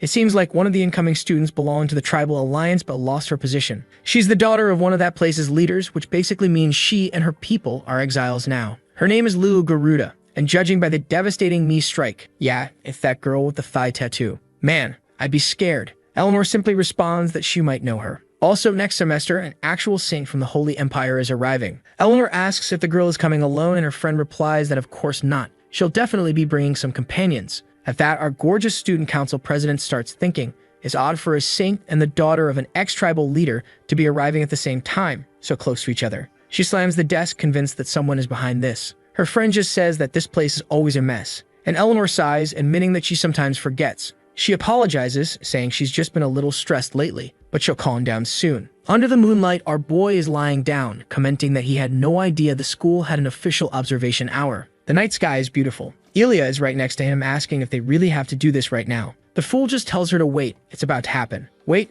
are they sitting on top of a catapult? Are they actually about to get launched? Even though this place is usually restricted to high-level users, he has the special pass from the Chancellor. Then he says, here we go, and they really get launched. He tells her to stay focused and keep her eyes open. With that, they slam into a portal in the sky as he activates the interdimensional card. When he told her to keep her eyes open, she suddenly remembered her brother, who used to say something similar. Poor our boy, he did warn her that this might be a little dangerous. They then vanish with a like on. And do you remember how the last chapter ended? Elia and our boys jumped into that huge hole. The protagonist was saying they don't have much time in there. Inside the interdimensional realm, it's best not to try touching anything because it can be dangerous. He's hopping from rock to rock like he has no idea what he's doing, while telling everyone to relax. There's no gravity in there. They need to go a little higher than that. Elia asks what he's looking for, and he says she'll find out soon enough. But she's still terrified, clutching onto a little rock, and then she decides to jump too. She gets thrown downward and starts falling. Then suddenly the scene changes. In a place that's on fire, Elia ends up asking if they're really going to abandon their mom and dad like that. Her brother tells her not to worry, that he'll take care of their parents. If she sees any descendants of the apocalypse, she needs to hide. She touches his cloak, calls to him, and asks what's going to happen to him. She already knows their mom and dad are dead, everyone's dead, and he's the only one left. He tells her to get the hell away from him. If they leave together, they'll both be in danger. She has to remember he's her brother and her guardian, and right now all she has to do is run as far away as possible. Soon they'll meet again on that mountain where he always trained. Then he yanks off his cloak and tells her goodbye, go now. He says he'll be going too soon. Will he? But then out of nowhere, a hand grabs her arm. It's our boy Dog, telling her she doesn't realize she's falling, but she's falling super slowly. He's like, hold on, Elia. You'll get used to it, for the love of God. A little later, they're on a small rock in front of Gregory's pavilion. He pulls out a bag that looks like it starts absorbing energy. Then he seals it and it turns into this balloon thing, kind of like an up, but then in the blink of an eye, everything goes black. Giant teeth appear and he warns them it's an interdimensional beast. Time to get out. The protagonist says they have to collect anything the creature drops. Ellie is totally confused, getting covered in slime while the monster comes in to swallow them both. But it looks like they managed to step onto solid ground. The protagonist thinks, just like he expected, the card's effect lasted long enough. He asks if she's okay, but she's completely drenched in monster drool. And he's like, yeah, that's not sexy at all. And she goes, so that's it, you bastard. You knew all of this? Even that we'd have to run. He says, yes. It all went according to plan. He's thinking that farming Gregory's region early in the game is basic stuff for an experienced player like him. But she asks why he didn't warn her they were going to the interdimensional realm. He says, obviously because I figured you wouldn't follow me if you knew. She throws the bag. He says she's already filled it up, but she can't believe he dragged her into that. The protagonist keeps apologizing, but Aaliyah's affection is going up. It hits 4 and he's standing there like, what? What is wrong with this woman? While she storms off covered in slime. And that's because when they were flying side by side, she blushed. Next chapter, the girl is tying up her hair, all sweaty. Getting ready for what? She asks if it's what she thinks it is, and Dowd says he doesn't know what she's thinking, but it's a psychic entity. Then she's like, oh wow, my lovely little artist, you're so talented. Seeing the bag, she asks if he really went into the interdimensional region. He says yes. Isn't that why you gave me that card? She says, well, I didn't think you'd use it so fast, but more importantly, what happened to your hair? The protagonist says Percy hit him with a lightning blast. Then she says now he has to analyze that interdimensional ectoplasm. He asks if that's enough, and she says of course it is. He doesn't miss the chance and reminds her she said if she was satisfied with what he did, she'd give him something else. She tells him to ask already, since she spent a fortune to get it. So he says instead of a gift, he wants a favor. He wants an item that contains a psychic entity, basically a weapon with the consciousness of someone from the past who achieved great things. She closes her eyes and says it's possible that the consciousness inside the item will gradually grow stronger and awaken. She's excited to see what he'll do because to her, this was the right choice. He's about to say, the item I want is, but she cuts him off. Before that, let me ask you something. Why are you doing this? Like, can you respect the guy and stop dragging it out while he's talking to you? Be professional. She says recently he killed an assassin barehanded and even defeated the hero candidate. What's his motivation for wanting to get even stronger? The protagonist knows the monsters at the end of the story are way more dangerous. He's involved with Elia and Elnor. He says he'll answer with a question. Why is she helping him so much? She tells him to explain she hasn't helped at all. He says it's obvious. She should be asking how he knows how to enter an interdimensional region, how he knows about psychic entities, how he stopped the monsters and everything else. Images of Percy and Elia show up, while he says the academy has basically been revolving around him lately. On top of that, even daily decisions are being influenced by the Chancellor. So why is she backing him this hard? That's what he wants to know. She opens her mouth and says she doesn't like his tone, and the truth is she's only doing it because he's cute. The protagonist scratches his head. He realizes she's not saying anything because he's not revealing anything either. But fine. As long as she guarantees him that psychic entity item, he'll get a lot stronger and get ready for Chapter 2. But before that, there's the main mission of Chapter 1, Purifier. He needed to solve the incident that happens at the stroke of midnight. Someone calls out to him and from that full pouty mouth, you already know who it is. It's Elnor. And today she's more well-behaved. Normally her uniform shows way more than that dress. She says she's been waiting for him at 6. This new Elnor throws him off, and he stammers that she's really different from usual. She comes in explaining everything in detail, saying she found a place nearby and waited for him. She asks if this is his first day out of school since becoming a freshman. He's awkward trying to figure out what to say, while she asks why he won't look her in the eyes.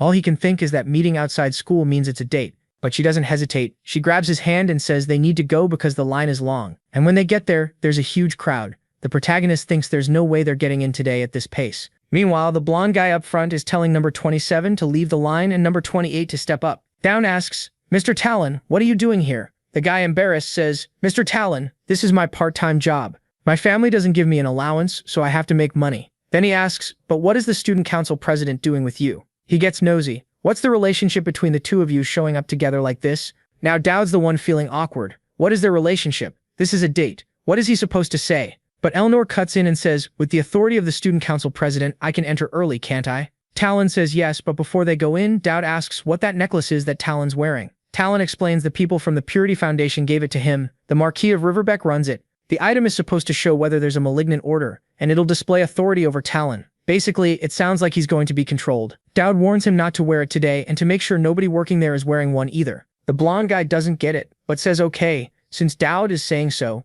Dowd knows that because of Elnor and Elia's affection levels, the story is changing. And obviously the Marquise's actions are changing too. The chance that this turns into a simple dinner where he eats and leaves is 0. The story is going to mess with him somehow. And on top of that, Elnor is right there next to him. Life is already way too good. Boom. Someone slams a cane on the ground and says it's a pleasure to meet Miss Tristan and the student Dowd. The protagonist immediately thinks he needs to prepare a counterattack. Main mission, a villain is trying to win you over. Get out of this. The man says, Miss Tristan, would you mind if I borrowed Dowd for just a moment to discuss something? Elnor steps forward like, excuse me, why? And Dowd says, relax, it's fine. Then someone else says they'll escort her to the VIP area and she's confused. The Marquis says it's interesting to see how close they are, but it's fine. Once the conversation is over, she can come to the VIP area. Luxury drinks, and the guy asks if Dowd knows why he was called here. Dowd goes straight for it. You want to talk about some nonsense like reviving demons, don't you? The police and security get weaker during the Moonlight Festival, so it's the perfect chance to cause a massacre. Then you use the blood and death from that massacre to build up demonic energy. You just release a bunch of creatures in different locations plus some assassins to wipe out the knights. That'll be the perfect chance to help awaken the demon inside the Tristan bloodline. Too bad I already warned the Chancellor about all of it, so what are you going to do today? He shocks the guy in the first sentence. The Marquis is thinking, now I get why the Prophet likes this kid. He seems like a complete idiot, but he's crafty in a way that's way beyond his age. This kid clearly isn't normal. Then the Marquis says, incredible. But it's a shame my subordinates already took care of Miss Tristan. You didn't plan for that. Right on cue, bang. She kicks the door open, already holding that red dagger, and she looks amazing. Then it rewinds a bit to earlier, when the guys came at her saying she seemed a little agitated. She remembered what the protagonist told her. President, some demon worshippers are going to try to attack you. I know you have issues with that madness disease, but sometimes it's better to let things happen. Then one of those guys puts a hand on her shoulder. Are you out of your mind? Get your hand off her. She instantly activates some power and everything goes dark like black and white with those demonic eyes, saying he has to be captured alive. She blows the first guy's head apart on the table. The others surround her from all sides. Two more rush in. She smashes one in the face with insane flexibility, stabs the other in the neck, and they get completely sliced up. Just the reflection of that possessed blade turns and cuts through everyone. The rest run in panic, and the Marquis says it can't be. What happened? While the president is wiping her huge sword on her elbow, saying she feels refreshed. And with that, Elnor's affection reaches friendship and her madness improves thanks to you. Then she turns to Dood and says that because of this, their social outing is ruined, so they'll have to schedule a new date. And weirdly, at that moment, an exclusive quest triggers. He caught the attention of Gideon, her father. Before he can understand why, the Marquis pulls something from his chest that looks like a demonic essence. According to the protagonist, Dodd tells Elnor she has to stop the guy from consuming it, while the Marquis opens his mouth and says he's going to receive God's grace, and you already know what that means. Cut to the little house image, then a massive explosion of black energy blasts out in every direction. Next chapter, the protagonist's hand sticks out from the rubble. He tries to crawl while the guy says this is wonderful. He didn't want to abuse this power before the prophets, but now he wants to see how the damn Dodd Campbell will respond to it. The guy is flying in the sky. Dodd looks up thinking this world is trying to kill him. This is a creature that's supposed to show up way later in the story. And now he gets the mission to take this guy down and keep casualties to a minimum. The bigger problem isn't even him. It's that all the demon worshippers nearby have been revived and are coming to attack too. Then someone yells, Professor Dodd's lethal slash, and Dodd's thinking, who came up with that name for this skill? It's Talon next to Elnor. He's happy to be alive, but asks what those things are. Dodd explains if you were still wearing that necklace, you'd look exactly like them. Talon immediately figures it's the Marquise's doing and says, yeah. And now, if you don't want to be stuck in this hell forever, listen to what I'm about to say. Talon's talking, and I'm going to listen to every tip you've got, Professor Dowd. Meanwhile, Elnor's all fired up too, right? She's standing there, kind of lightly flushed, saying, wow, this is such a dangerous situation, and he's acting strategically seriously. She doesn't even finish what she's saying, but the protagonist apparently has already laid out a plan. She asks if he knows where the Marquis went, and he says he has an idea, because all demon worshippers share the same goal. They want to spread chaos and despair, all in the name of the sacred land they own, known as Pandemonium. And they want to turn this planet into Pandemonium too, and that's where he's headed. Wait, he's at the Angel's Barrier? The demon says that even if he can't destroy the demonic barrier, he'll still damage it. Then someone sends him there, and when he looks back, he asks how Dowd already knows he's there. Our boy says it's pretty obvious. He got access to the demon's authority, so of course he'd go straight to where the evil is sealed. Now Elnor can let him go. Ah, he got brought in stuck like that. Damn, that's good. The demon thanks them, saying now he doesn't need to look for the Tristan girl or him either. The protagonist, though, says that no matter what happens, the two of them are going to survive. While dear Elnor is thinking something feels off. She can't believe how much our boy trusts her. But to keep the Tristan house's dignity, she has to live up to that trust. Wow, there's some real romance going on here, and I'm into it. And she charges in. The demon gets startled. She gets cut across the chest while the protagonist is on the ground telling her to keep going that way, warning her the demon isn't getting out of there. Thunder everywhere. Our boy is flipping and spinning all over the place, while the demon's confused. How is this kid dodging everything? And oh no, here comes another slash to the leg. Not sure what happened, but she got yanked by lightning. The protagonist still on the ground moving, using the combat and bolt. The demon tells the insect to stop running, but Elnor is behind him saying the same thing. Suddenly the creature says they're annoying, brings its arms together, and a lightning bolt almost hits the protagonist, who rolls away. The demon essence starts to glow. The guy calls on the fangs of darkness and an attack comes in to grab our boy. But then someone activates the divine shield. The lightning hits, and it looks like it got tanked. But at the same time it hits his chest. He gets thrown back, smacks his head on the ground, blood in his mouth, and the demon laughs. The bastard laughs, saying he's tougher than he expected. But now he's used up all the cards he had. Elnor tells the protagonist to get up, she'll buy him some time. The demon says that the Tristan girl is pretty tenacious. They really were a perfect couple. Don't say that, she's going to like it. And that's when she gets thoughtful. On the train day she saved him with the shield, but he was the one who sacrificed himself for her. In the dungeon she was the assassin's target, but Dell was the one who faced him. Every time he's been protecting her. And now it's her turn to pay the price. Then the vitality necklace drops onto our protagonist and he recovers constitution and stamina, and she gets ready, saying she'll believe in him to the very end. The demon laughs and says it brings tears to his eyes, but the time has come. Elnor cuts him off and says she has a question. Seriously, I thought she was going to say something important. She asks, in your eyes tonight, are me and that boy a good-looking couple? The demon's like, what kind of conversation is this? The demon says, terrifyingly yes, but asks if she plans to become a housewife, if she gets out alive. She just goes, hops, vanishes out of nowhere and lands a kick right in the thing's face. Except now she's got that fully possessed pitch-black look. A sequence of slashes hits every limb, pentagram star. Using the maximum tramontana must be some power from her family, and the creature slams into the ground. The whole area is cracking and the demon is confused, wanting to know what Dowd did, but the protagonist seems to have disappeared, and the demon calls the kid a rat. Elnor says no, while the creature looks like it's trying to retreat, asking what her next hidden card is. Meanwhile, in another part of the university, Conrad says they finally handled it. Elia says they were lucky everyone arrived so fast. Percy says it was thanks to what Dowd said they were already prepared. Conrad agrees and says he owes that kid dinner. If it weren't for him, this would have been way worse. But the scene cuts back to the protagonist, totally wrecked, saying he found what Talion left behind. He goes to grab it, saying it hurts too much, but he has to endure it for Elnor, and then she's the one who crashes headfirst into the ground next to him. As she looks at Dowd, the demon says the Tristan daughter really is tenacious. That's enough, they don't have any plan left. And then a lightning bolt pierces the protagonist's chest, and the demon tells him to die. Elnor freaks out, everything goes black and white. The demon was preparing another attack, and the protagonist's deadly charm activates. The target, something unreadable, gives him something too. This message makes no sense. But now she's transformed and our boy looks scared seeing it. People in the comments are saying those little horns help in a certain situation to make things more intense. I don't get it. Leave a comment if you know what they mean. The whole world is freezing in black and white, while that confusing message hangs over the protagonist with a direct threat. It's impossible to understand, but Elnor is now fully possessed, smiling like she's lost it. The protagonist realizes part of the system got disabled and some of his abilities were stolen. And whatever it is, it's using Elnor's body as a vessel to show itself, a fragment of the demon. And the deadly charm is still active, which increases the interest of evil creatures. And the stronger and more extreme the passion is, the stronger the effect. The demon girl comes up, puts a hand on his chest, and says something like, love you. Hard to make out. She slices him and he gets a mark. The mark of the fallen that guarantees some effect, also unclear. Basically none of it makes sense. But he notices time in his wound is rewinding like it's going back to the past, while possessed Elnor is floating there, and he knows that thing is the strongest creature. The game's final boss, and right now it's acting weirdly friendly. He doesn't know if the future is going to change, but he needs to survive right now and get what he wants. Then he remembers that ability he'd been saving. He can duplicate someone's ability, but he's feeling pressure so extreme it's like his body could explode any second. His skin is about to tear, but he needs to copy a skill. He'll never see an entity this powerful again, and he needs to be by her side in the future. Then Elnor, out of her mind, claps, smiles, and says they'll see each other again, and she'll make sure he's something because she disappears. The demon throws another attack toward the protagonist. The creature is kind of confused, trying to figure out where the kid went. And then something comes from behind. When the demon turns to look, a glow takes over the sky and explodes into the ground. Smoke everywhere.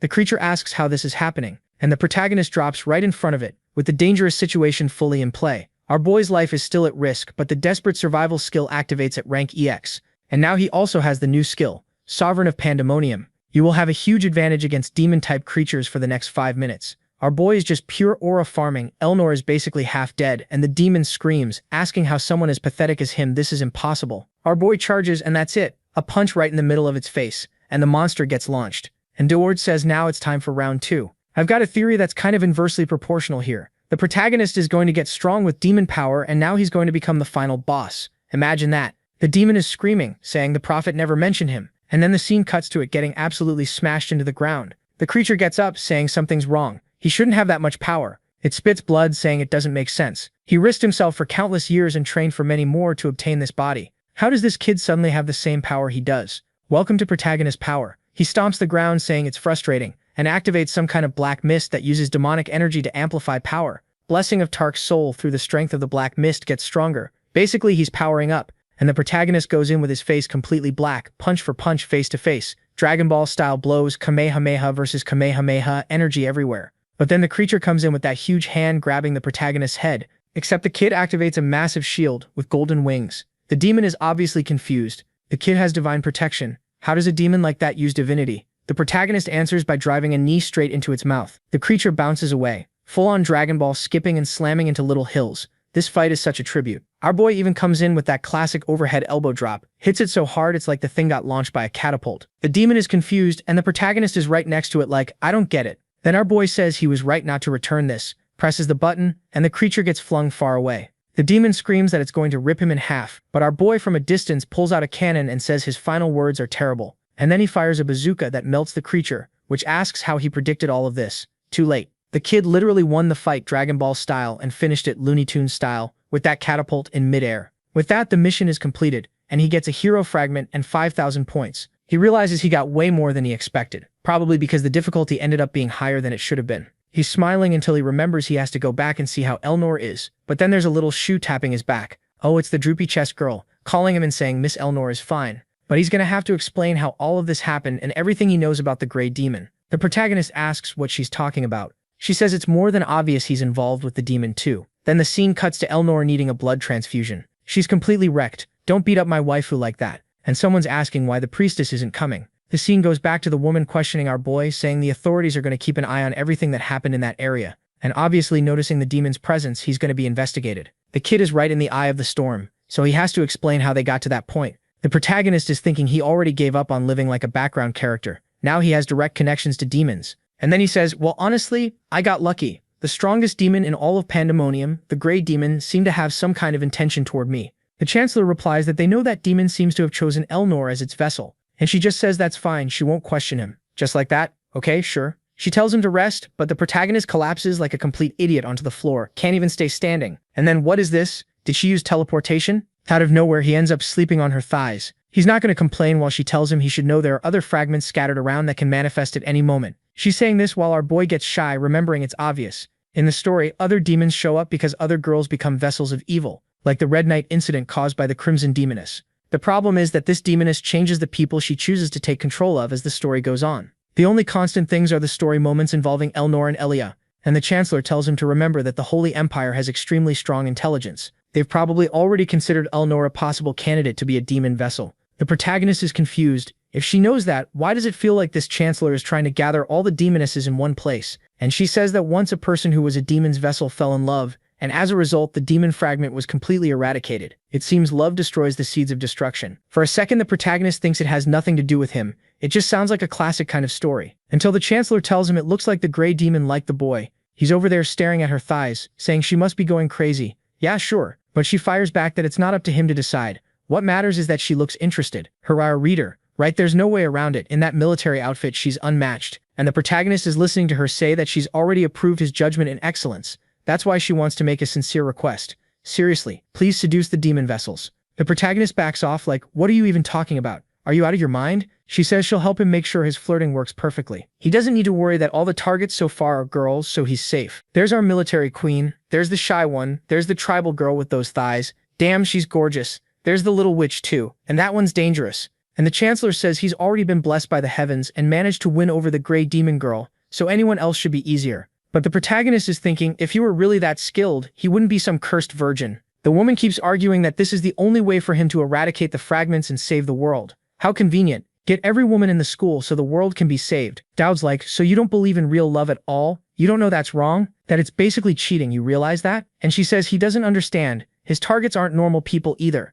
They're demon worshippers who obviously are going to have unusual preferences. So normal isn't something to worry about anyway. Still, she sincerely asks him to save humanity. All the protagonist can think is that he wants to get out of this mess. Then he asks, Chancellor, have you ever thought about what happens if I fail to seduce them? She says he should know that in Chapter 14, humanity gets completely wiped out and the world falls into ruin. Basically, a demon-ruled empire is born. Dowd just thinks he hates whoever designed this game curse. In the comments, people are already saying they want to add the Chancellor to the harem. Relax, there are already 6 to deal with. And the most important one right now is waking up asking where she is. Her friend comes in asking when she's finally going to wake up. Then Elnor asks if she skipped class today. The friend immediately lunges in to grab her thighs, telling the stream she finally woke up. She was so worried she thought she died. Elnor tells her to calm down and asks what happened to Dowd. The friend wipes her tears and says he was already released. He wasn't even that badly hurt. Elnor thinks that's weird and asks, wait, so I was hurt like I was about to die and Dowd wasn't in any danger at all? We jump back a bit. Elnor is passed out and her friend says she's been like that for 2 days. What if she never wakes up? She'll kill him. Dowd tells Senior to calm down. The president isn't someone who would die in a fight like that. She'll wake up in a few days. He guarantees it. She asks how he can guarantee anything, and he says because he survived. And the Tristan family isn't that weak. She wouldn't risk her life just to die for someone like him. Back to the present, looks like the friend told Elnor that story. And now she says that since Elnor's awake, it's time to go over a few facts. Elnor, still covered in hospital stuff, is like, let me recover first. But her friend says no, she's getting straight to the point. Recently, she managed to contact 2 people who've been causing trouble in the region. Well, it's not only demons that keep life interesting. St. Luciana is coming to the city. Elnor asks what she's doing here. Wasn't she only supposed to show up next semester? The friend says she doesn't know either, but it looks like she'll arrive next week. With all these demon incidents happening, the Holy Empire wants to be more present around here. Then she says she has to mention the next person, and Elnor asks who. Cut to some guy slicing up a huge beast. No thanks, it's some Sir Gideon who's coming to the academy. Like, excuse me, don't you know this is a harem story? Only women are allowed in here. Get out. Except Gideon is Elnor's father. Yeah, that's bad. Go find the next target, because now this guy's gonna block the fun. Then the scene shifts to a window where someone's watching, and the saint is smoking a cigarette. St. Lucian, I thought you were well behaved. Turns out you're rebellious. And she's even saying light is unpleasant. The guy at the window says it's strange for a saint to say light is uncomfortable. She says if he spent his whole life in a dark chapel, he'd think the same. A boy who looks like Joffrey from Game of Thrones says this conversation is too negative. She sighs and tells him to just close the window already. But he's annoying too. He says he wants to stay there a little longer, peacefully, soaking in the sun. That's when she points out how funny it is for him to talk about peace when there's a demon worshipper and a saint in the same room. He says he thought she'd become a bit friendlier. She tells him he should remember the anxiety he felt when they first met. They're only cooperating because they share the same goal. It's ridiculous to think they'd actually be at peace. Then there's this malicious energy coming off him, saying humans are the ones holding her leash, but the truth is her fate is in his hands. She says it's all the same. Valkasis can think whatever he wants. At least she has someone in this life she wants to protect. Yeah, this saint is clearly going to be trouble for our guy. Scene change. The protagonist gets a letter from his father saying summer is coming and it's hot as hell. He's supposed to eat well, drink water, stay hydrated. Harvest season is coming, and they're sending a guy named Herman to help him, and he can ask him for anything. The Campbell region, his home is peaceful, so he doesn't need to worry. All his father wants is for him not to draw attention. Stay in the middle of the class, not too bad, not too good. And if he manages to get a girlfriend, he should bring her when he comes home for vacation. While the letter says that, there's a little photo of Elnor. The protagonist is happy his father didn't come, and in front of him is Herman, saying he's there to help with whatever he needs. Just speak slowly. Protagonist already knows this guy won't be useful for anything. At least he brought some grapes from the Campbell house. While our guy eats and says at least they're seedless, some people start talking. This kid's getting full of himself. Bringing a servant to school, what does he think he is, a noble? So the protagonist tells Herman it'd be better if he acted more like a friend than a butler. Herman standing there with grape juice on his chin looking odd, while the protagonist thinks he doesn't have time to mess around. What the Chancellor said sounded really weird. Something about seals and demons and saving humanity. And he's got a mission where Elnor is in the inheritance of the cursed state. And her father is also curious because that inheritance is active. And the main quest now is some boy king who ruined a country. The problem is he doesn't know how to prepare for the first mission, because he never even saw Gideon in the original story. It's like the first time you meet him, he's already just a corpse. Someone massacred him right in front of Elnor. That's what, in the original, awakens the gray demon inside her. But this time her power already awakened in the first term, so the plan changed. Which is a huge problem, because with Gideon alive, everything is changing completely. Considering how close he is to Elnor, it's inevitable the protagonist will run into him, but he needs to avoid it as much as possible. If it happens, he has to get as much information as he can, things the game never even explained. Then the protagonist sees Talon smacking Herman and telling him to stop bullying the protagonist. Our guy says, that's my butler, and warns him, Talon, you're hitting my butler, so tomorrow you're lending me your sword. Talon immediately drops to his knees like, okay, looks like he's really into our guy. Finally, the scene switches to what we actually want, our guy talking with Elnor. She says it's strange he wants to join the divinity department, but now he wants her to teach him sword techniques. He says it's obviously because the Tristan techniques are the rarest. He wants to learn at least the basics. He's taking advantage of the affection meter still going up. He can ask for favors like this, and she says fine. Since it's a formal request from her junior, she'll help. And yeah, he's desperate to copy her fencing, obviously. But then someone approaches and says it's a rare sight. The president, with so much to do, wasting time there. It's Elia, asking what private lesson is going on. Elnor says yes, Dowd's asked personally, so she's helping him. The protagonist can already tell this is going to turn into drama. Elia says he shouldn't learn from Elnor because Elnor uses one hand in fencing while he fights with two-handed swords. Elnor says what's taught matters less than who teaches. Elia agrees and says that's exactly why she should teach him, since she used to be the professor's assistant and specializes in instruction too. Elnor comes in heated, asking if Elia really wants to find out who's worthy to teach him. The protagonist realizes he hasn't gotten a single second of class, and they're already wrecking his plan. Elia gets ready to draw her sword, saying she knows several openings in the Tristan style. Meanwhile, Herman is off to the side, saying the young master is causing that infamous duel between girls. Elia asks if Elnor is ready to use her powers considering the Tristan condition. Elnor says Elia could never pull something like that off. Elia leaps in, saying class is starting. Elnor looks bored, saying Elia's movements are too wide. A strike is about to hit her shoulder, but Elnor blocks with a clean motion. Look at the veins in her hand popping. Next exchange, Elia is getting beaten down. She's shocked that Elnor attacks way faster and none of the hits are weak. But Elia starts wondering what she's doing. She can't believe she might lose to a demon like that. She stomps hard and swings, and Elnor spins, telling herself she's going to end these demons. She knows that woman will be consumed one day no matter what. In the end, she's just another sacrifice. Then Elia's sword flares up with a fiery aura, Guardian's true hit, and the protagonist is like, isn't this getting a little too serious? Elnor says she really does have trouble controlling her emotions, and she slashes because Elia's attack was heading toward the protagonist. The flames scatter. Elia panics, Herman passes out, and Elnor looks flawless. The protagonist notices her reaction time is kind of abnormal. Looks like she'd started merging with the piece. Elia from a distance apologizes, and Elnor says yes, Elia is skilled, but there's something beyond swordsmanship she needs to practice, not putting her friends in danger. That's a brutal scolding. Herman's there, skinny and unconscious. Now our guy is thinking Elnor is evolving way too fast. He can't afford to waste time. He needs to get strong as soon as possible. And it's not like he can't take shortcuts. To survive, he needs sacred astral energy. Swordsmanship alone won't be enough. He needs to train both sides. That's why he came to talk to her. She's eating an apple while he says she looks healthy. But then the crazy girl looks back and attacks him in half a second, and he's thinking it's time for him to help the saint's little sister. Next chapter, there's a huge corrupted skeleton on the ground, and someone says, if you still think someone's going to come save you, or that someone will be your friend, that's only going to hurt you even more. There's always some devil's sibling. With these women, it's not daddy issues. What is it, brother issues? He says hope is the prelude to despair. She should accept that just like her sister did. A drop of blood hits her forehead, the demon starts taking over the body, and he says now she's become a cursed amulet, and she'll be alone forever, even when she dies because that's how she'll protect everyone. Suddenly she opens her eyes, hearing a voice saying this is Uria's duty. She finds herself in that abandoned cabin, and now we're back to the moment where she picks up a little apple to eat. When the main guy shows up asking how she's doing, saying she looks healthy, she turns around that same second and hurls her sword straight at him. Like, okay, she's not playing around. He jumps in to defend himself and she starts moving like crazy, throwing slashes in every direction. While she's thinking he should back off before she hurts him, another attack comes in. He blocks again, but he ends up falling backward as the blade stabs into the ground right in front of him. He goes, hey kid, you're in pretty good shape if you can swing that sword like that. I told you I'd come by sometimes and bring food. Don't you even remember me? I figured you must be lonely, so I came to visit. She's kind of dazed while he's talking, remembering her brother saying he hopes she learns quickly that she's nothing but a cursed amulet, and she's going to die alone. But the main guy keeps talking, going back and forth like that. Then he says, I'm here to see you, and she remembers her brother again. Screw you, girl, you're gonna die alone. The closer you get to people, the more you'll suffer. Then she sees what he brought, takes the little bread roll, drops the sword, and starts crying, totally overwhelmed. I think she's happy because he managed to bring food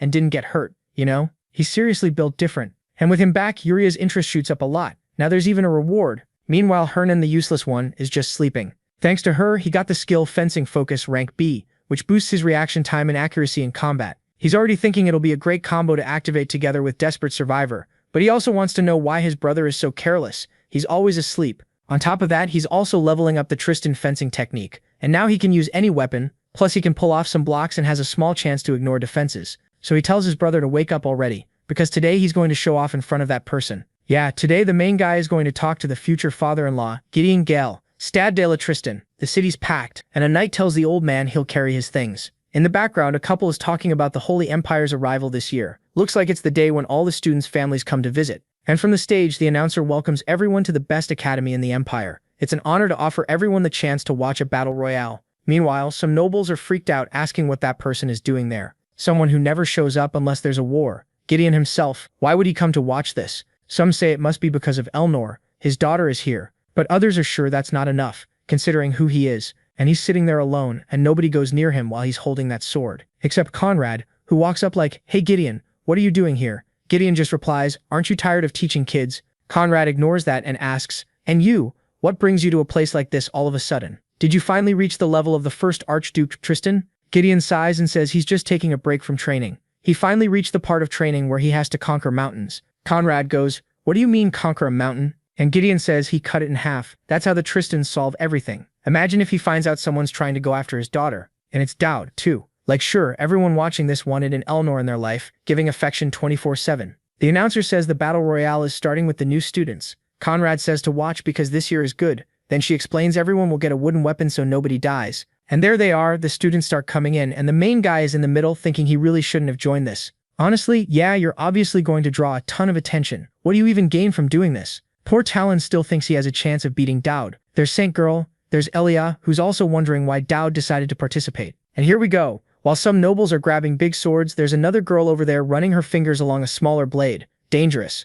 Everyone's in the arena and the last one standing gets special points. Plus, the top 10 also get some advantages. Herman is telling our boy basically at least secure top 10. While the main guy is wondering where Gideon is, he wants Gideon to look at him. Funny how when it's about putting an effort for a girl, he doesn't care. But now that Gideon might be watching, he's all fired up. Elia's thinking she and he don't really have anything to worry about. But that other one in the red hood is clearly a problem. Up above, Elnor Tristan is just watching, and her father glances over too. The announcer tells everyone to start, and the whole thing turns into Harry Potter. People flying around, throwing fireballs, swords clashing, shield bashes, and the hooded girl is straight up throwing punches. Yeah, I recognize that. Zoom in, editor. Look at her thigh with that tribal tattoo. We know that's another powerhouse showing up. Talon comes charging in, hitting the main guy, and the main guy asks why he's trying to pick a fight with him. He just defends. Using the Tristan-style block, huh? Did Gideon notice? The kid's there, but he's not drawing that much attention. Then Gideon suddenly locks eyes with him and the dangerous situation triggers. Because the muscular, thick-thighed girl comes in with a kick. Not comes in, she lands it clean, shatters the wooden sword, and she's staring and smiling, asking what he thinks he's doing. Like, come at me. Our boy crashes into Valian, totally wrecked. What kind of angle is that? What kind of POV is that? He recognizes her, the daughter of the Tribal War Association, a character who was only supposed to show up in Chapter 5. Everyone's shocked. Elnor watching, Elia confused. She throws her cloak back and says if he won't come to her, she'll handle it herself. With story cliches, she's definitely the brute-type girl who charges in no matter what. And the main guy knows that in the story she's a sadist who loves beating people up. The problem is, since she was supposed to appear in Chapter 5, he thinks not even EX-level survival is going to guarantee him a win. At this point, is she stronger than Elnor? Seriously? He's still messed up from that kick, wondering why this psycho is even participating in an event like this. Then Talon tells the main guy he's going to make sure Dope gets first place, but our boy tells him he'd better run before he gets beaten up. Then Talon steps in front of him and goes, if you want to touch Dope, you'll have to get through me. Poor guy. He really said that to the one girl who enjoys beating people senseless. In 1 second, there's a hand in front of Talon's chest. The main guy tries to activate a fencing speed skill, but she just tells him not to die. Then classic 1-inch punch. Boom. She sends him flying, along with everyone else in the arena, and she's got that demon look in her eye. The main guy realizes he wasn't even the one who took the hit, but it still hurt like hell. She scratches her head and goes, damn, I thought you were kind of trash, but you're still standing? If that's how it is, I can go all out on you. The main guy wonders if he has any chance against her and Elnor, and Gideon says, impossible. She comes in with another kick, and he blocks it with his sword. She's happy, but he knows that's only happening in his dreams. Then she unleashes a JoJo-style punch barrage. He tries to hold the block, knowing he can't waste a single second of stamina, until boom, the sword drops to the ground and he says he quits. Honestly, I think this is his plan. Since she likes beating people up, he won't give her the chance to hit him, so she'll get obsessed.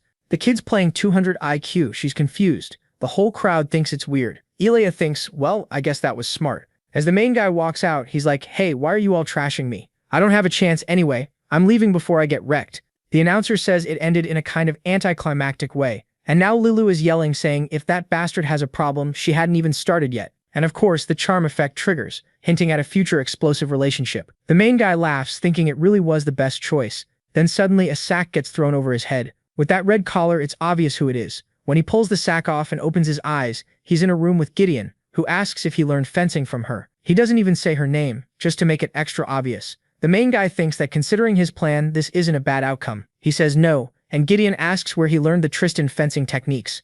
Like, did the kid really think Gideon wouldn't recognize that kind of defense? So answer me, where did you learn it? The main guy thinks Gideon can't see, he's nervous. Standing in front of him is the reincarnation of the blade. The moment he shows weakness, everything's over. So he says he learned it from someone Gideon also knows. The Blade Emperor always likes showing up at unexpected moments, even in some random rural place. Gideon goes, "My master taught you?" That's an interesting lie. Keep talking. The main guy thinks the best way to hide a tree is to plant a forest. So he says yes, he was taught personally by Gideon's master, who asked him for a favor, and he thinks the smallest lie is the best way to hide a bigger lie. Gideon tells him to say what the favor is, and the main guy says his mission is to teach Gideon the way of the sword. Gideon turns and asks if his master really asked for something like that. The main guy goes, yeah, trust me. Gideon says he'll have to take responsibility for those words, and our boy acts confident. What he doesn't fully get is what taking responsibility is going to look like. All he wants is to use the info he has from the original story. The problem is, Gideon is someone people only talk about in rumors, and the main guy can't even estimate how strong he really is. And now he knows Gideon is testing him, which makes sense, because to Gideon he probably looks insane. Still, he hates this kind of silence. Then Gideon suddenly extends a finger and points at him, and asks if he's not going to block. Dowd doesn't really get it, and Gideon says that right now he'd already be dead. And then the cup Gideon was holding plus the whole table gets destroyed. The main guy recognizes the technique as the formless blade, a skill that cuts things without you even being able to see a sword. And the problem is that's the final version of the last skill in the knight's talent tree, and Gideon used it like it was nothing. Something else falls to the floor and Gideon says he died again. If he can't even react to that, what is Gideon supposed to learn from him? The main guy knows an imperial knight with that kind of swordsmanship could kill a dragon. But at the same time, Gideon is incomplete, so the main guy says, "You're incredible, just like the rumors say, Lord Gideon. But if that skill were complete, you wouldn't even need to move." At this rate, this story can't have many chapters, because by chapter 120, it's going to be Dragon Ball Z, fighting aliens and everything. We're already at fighting without moving a finger. Gideon asks if he even understands what he's saying. The main guy thinks of course he does. In the original story, they get Gideon's notes after he dies. It explains step by step what he did to become stronger, what his master taught him, the family history, all of it. So the main guy answers that the goal Gideon wants so badly is something he also has in mind. And we see Gideon's teacher saying that to break the family curse, he'd have to learn to cut the seas. Then the main guy tells Gideon that rotational movement is the key. The moment the image of the target is clear in his mind, he has to draw a perfect line. And the only way to apply that in real life is by adding rotational force. I'm confused. Gideon's confused, and the main guy doesn't even know if what he's saying makes sense. He's just reciting what was written in Gideon's journal. And Gideon's death happens later, so the journal has things this Gideon doesn't know yet. Gideon starts imagining a bunch of lines going back and forth, and he looks shaken. Then suddenly it's like the whole place is getting sliced apart, light flashing everywhere, glittering. Okay, wait, what? He imagined everything getting destroyed, and now he wants to know who the main guy really is, like he's trying to seduce him. "I'm just a kid who wants to make you stronger. Lord Gideon, you don't want to be seducing women like that, do you, kid?" The protagonist's plan is simple. Gideon can't die, and Elnor can't be corrupted. And now he finally got what he wanted, the seal of immunity. No matter what kind of trouble he causes, he can pull this thing out and get himself out of it. Basically, it also gives him one chance to have Gideon show up and defend him. And that guy is the Empire's current executioner. If nobody in the country can deal with a certain person, he's the one they call to take anyone out from the shadows. On top of that, the number of people affected by the charm went up, which improved the gifts he received. Now even his talent for being loved by villainesses has leveled up too, so he's getting even more rewards. And thanks to what he got from Gideon, he gained the guidance ability. So if a villain unlocks a new ability, he also gets that same ability. You can use the added abilities temporarily, okay? It's not permanent, but he's sure it's perfect for what he's planning. He writes something down, closes the book, and he knows it won't be easy. Still, he's going to protect the Tristan family. Honestly, this guy doesn't dedicate himself to women the way he dedicates himself to Gideon. Next chapter, we're in class studying sacred energy, something everyone has. The students don't look interested at all, and the teacher is furious. There are tons of empty seats, nobody cares about his class. He's sure it's that damn Riverback's fault. Releasing zombies at school, fine. But turning into a demon? That was way too far. And the new students this year are a complete mess. At least nobody knows he and Riverback were working together. So he's going to stand there teaching, pretending he doesn't know anything. Then someone asks how you train sacred energy, Professor. But he's already mad because out of all the new students, Dot is the one he hates the most. Suddenly he says the class is too late anyway, and that's it. Today's over. Now he's back in his office thinking, that damn kid. Why does he keep getting on my nerves? I should have finished those documents already and gotten out of this empire. Now that would have been a good plan. But then there's someone at the door. Professor, we need help. I have a question about today's lesson. He goes over thinking, oh my god, kids are so annoying, but then the door explodes and he gets thrown to the floor. He turns around like, who's insane enough to kick a teacher's door in? That was a brutal kick. And yep, it's her, ready to stomp him with high heels. Next scene, he's tied up with a pounding headache, and he sees Dao Du there and asks if he's lost his mind.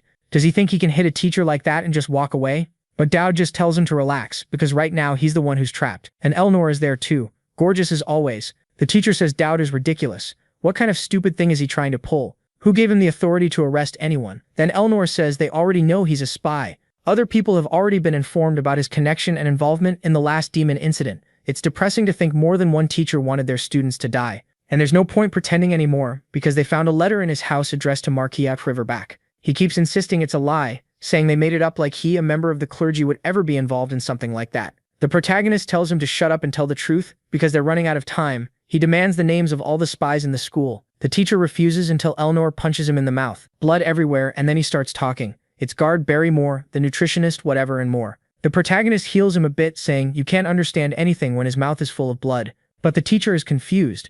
How does this kid know how to use sacred energy? After a few names, Dowd starts to leave and the teacher asks where he's going. Dowd says it's obvious. Did he really think giving names would be enough to let him off the hook? Elnor says she'll grab the documents from the desk, and then the teacher starts activating an aura, saying he won't allow that. The protagonist notices the teacher knows military strategies. In a second, the guy is right in front of him, hand reaching for the papers. Then Elnor slashes him. His neck twists, he slams into the wall, and the chancellor gets splattered like she just got hit with a surprise shower. But Dowd celebrates. He got all the information about the Empire's spies. He thanks his friend, while Elnor just watches the teacher, who's furious, saying he never liked Dowd from the start. Dowd reminded him too much of someone he met when he first learned about Riverback. He kneels and says it's an honor to meet the Prophet. The Prophet warns him, if he asks anything he dies right there. If he tells anyone he saw her, he dies too. Wait, that's the Prophet? Doesn't she look like Elia? If Elia were just a little bolder, or am I imagining things?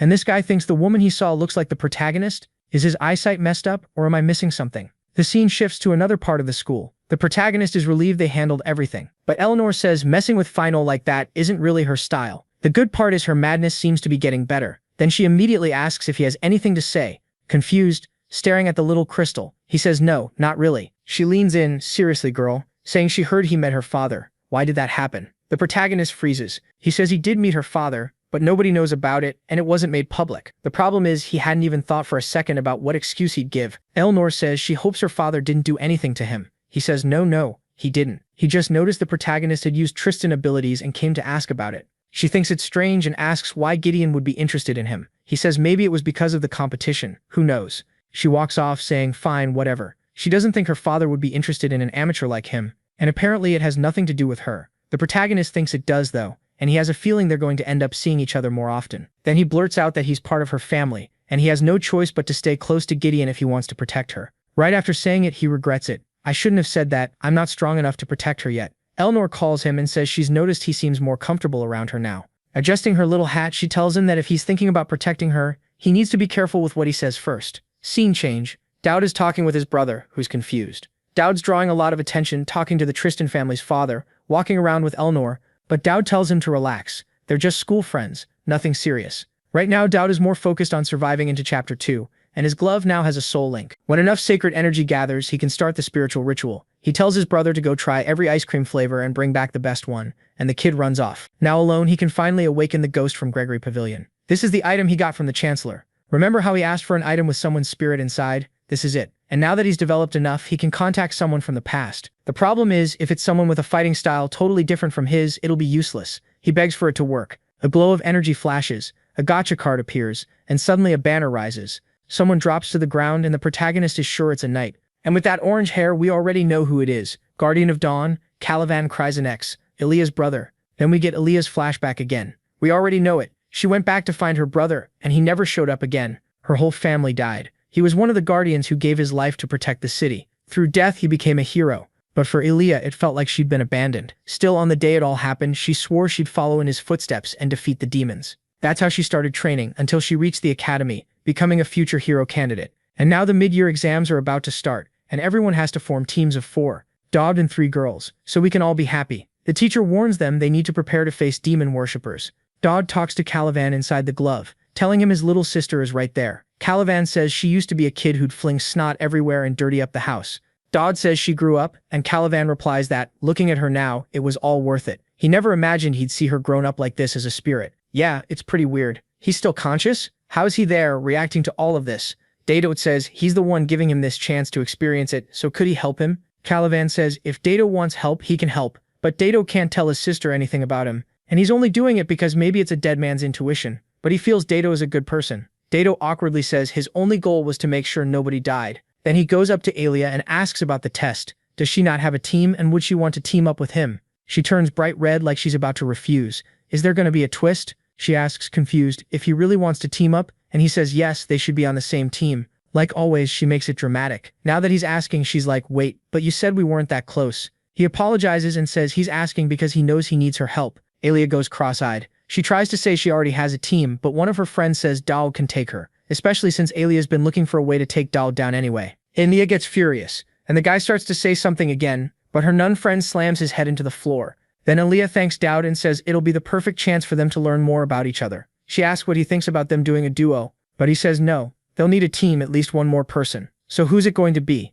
Scene change. The Chancellor. And someone thanks her for accepting. Chancellor, what is this? I didn't know you were hiding all that strength under the uniform. Suddenly jumping into the game like that. It's the crystal ball guy, and she says she doesn't know what the intention of your sacred person is. He says he can't let Lucien just sit around rotting. Lucien is the smoking nun. Everyone in this world needs to learn more about the world, even a saint. And here comes another one. The Chancellor knows that even though this girl is a saint, according to the investigation, she's also a possible vessel for a demon. Well, thanks, I guess. They offered 5, now it's 7. Keep sending more. But the Chancellor also knows the girl is interested in coming here because of her sister. And the crystal ball guy says they've been working hard too. It wasn't easy to send her to this school. The Chancellor asks if they decided this last minute because of the demon incident. He says yes, it's a dangerous incident, and a lot of officials are starting to doubt this place. The Chancellor realizes he's saying that, but he's sending a saint.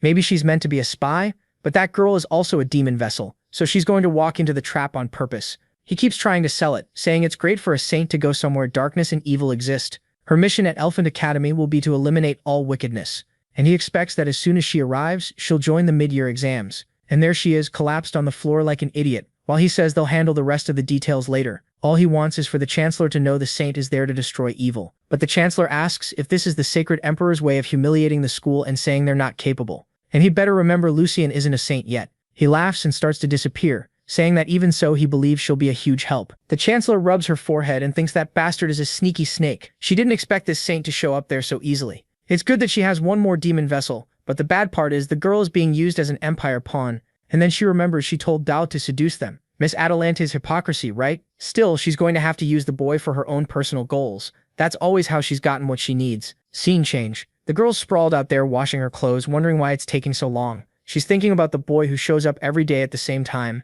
The protagonist says his defense looks better today. She should just wait, tomorrow he'll bring donuts or some meat. The little troublemaker doesn't even want him to bring food. She wants to be, a friend. She keeps scrubbing the clothes, saying being with him is enough. But then a voice starts talking to Yuria, saying he's bored. The answer is painfully simple. She's a traitor who got abandoned by her own family, so she needs to understand she's not getting out of this. She should accept her fate already, because that's the only thing she's good for. That's the curse she inherited. Reality hasn't changed. She's going to be alone forever. She's there shaking, breaking out in a cold sweat, while the voice asks when she's finally going to give up for good. And that's when she hears the boy's voice asking why she's crying. Did something happen while he was gone? He even brought the cookies she wanted so badly, and she instantly perks up. Out of nowhere, it's turning into an actual romance, huh? Because up to now, his relationships with women have been nothing but messing around. The real one is that other girl, not the arena one who fought him and never showed up again. The tribal girl. Anyway, the clash is coming soon, no matter what. Right then, Yuria's interest jumps from 1 to 4. She asks if he doesn't hate her, if he isn't sick of her. Confused, he says he's there to ask a favor. Couldn't she leave this place?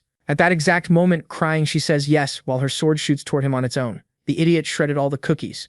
The protagonist trying to process what just happened while she apologizes, saying he must hate her. At the same time, she wants to get closer to him, and he says he's not doing that great either, and needs to get moving fast. Then the scene cuts to the start of the mid-year exams at Olfantia Academy. Aaliyah says she wants to know what happened to Dowdude. She has a ton of questions, but he wearing that little mask says they'll talk later. She says no. They need answers now, because why is he bringing a girl around in chains and a collar? He says he can explain. It's not, no, nothing. Weird. Yuria's thinking it was her idea because it makes things more comfortable. Elia's convinced Dowd found the weirdest freak in the whole academy. Honestly, it's a level of perversion nobody's ever seen. Then Calivan's little spirit shows up and tells the protagonist he better explain this properly, because his sister is going to get the wrong idea. The protagonist decides to explain nothing and just says she's staying by my side, don't come close. She's part of my strategic plan. Elia says he'd better not be planning to put a collar like that on her neck too. But the boy says it's fine, calls for Yuria, and now we're in the forest watching a bunny hopping around. Looks like what's left of Calivan's group, and everyone's exhausted. One guy up in a tree says that tribal association girl was too much even for them. The blonde agrees. If it weren't for all the barriers they put up, they'd all be dead. Then his friend says they should start hunting losers like Dowd, because those are easy points. The blonde says he's not interested. His friend's like, what? Didn't you hate Dowd? He says he did, but things changed. Let's just say he's got a broader perspective on the world now. Cut to the tribal girl again. She's amazing. Look how she wrecked that guy, calling everyone weak, showing off that little thigh tattoo. She wonders why everyone's so useless, then stomps on the guy on the ground saying only filthy trash deserves to die. And then a flash of light, Elnor shows up and blocks. The two stare each other down and the crazy one looks excited. Sparkly light, black energy, the whole ground getting torn up. Elnor says Lilu Garuda is drawing way too much attention for an exiled student. Lilu just stares, thinking she finally found someone useful. Elnor points her sword and warns that as an officer of the delegation she can't just stand there while she kills students, so she needs to stop. Lilu presses her forehead against the blade and asks why. What's Elnor going to do about it? Elnor tells her to calm down. If this were a real battlefield, her head would already be rolling on the ground. This is the last warning. Lilu says fine, then it's a battlefield now. Kill me. The sword's still against her forehead. Elnor pushes in harder while Lilu tells her to just cut already, saying her tribe has tons of people like Elnor. Some skill, no conviction. Even if the love of her life was being stolen, she'd just watch and cry. When Lilu finds someone like that, she stares at Elnor like she's about to unleash a demon. No idea what's going on. She sees a shadow, then looks almost pleasantly surprised, saying her tribe isn't everything in this world after all. She's finally meeting powerful people and it's wonderful. She jumps to fight Elnor. Elnor just watches. Then forced teleport triggers and Lilu disappears. Damn, thought the artist was gonna get that chance. Lilu reappears in a tree and falls like an idiot. She looks around and sees everyone who failed or broke the rules got kicked out of the competition. But when Elnor looked at her, she could feel it wasn't just a power gap. It was like they were born in different worlds. Still, she wonders why all of a sudden Elnor looked like she wanted to kill her. What did she say that made her that angry? The guys she beat up earlier are terrified of getting beaten again. Lilu's thinking the last thing she said was about Elnor not protecting her love. So who is it? Yeah, I'm not even going to tell you. Then it pops up in the protagonist's system. Lilu Garuda is showing interest in you. Meanwhile, he's dragging Yuria through the arena, and she's probably the one wrecking everybody. Elzia is trying to make sense of it, while Yuria is smashing the poor kids.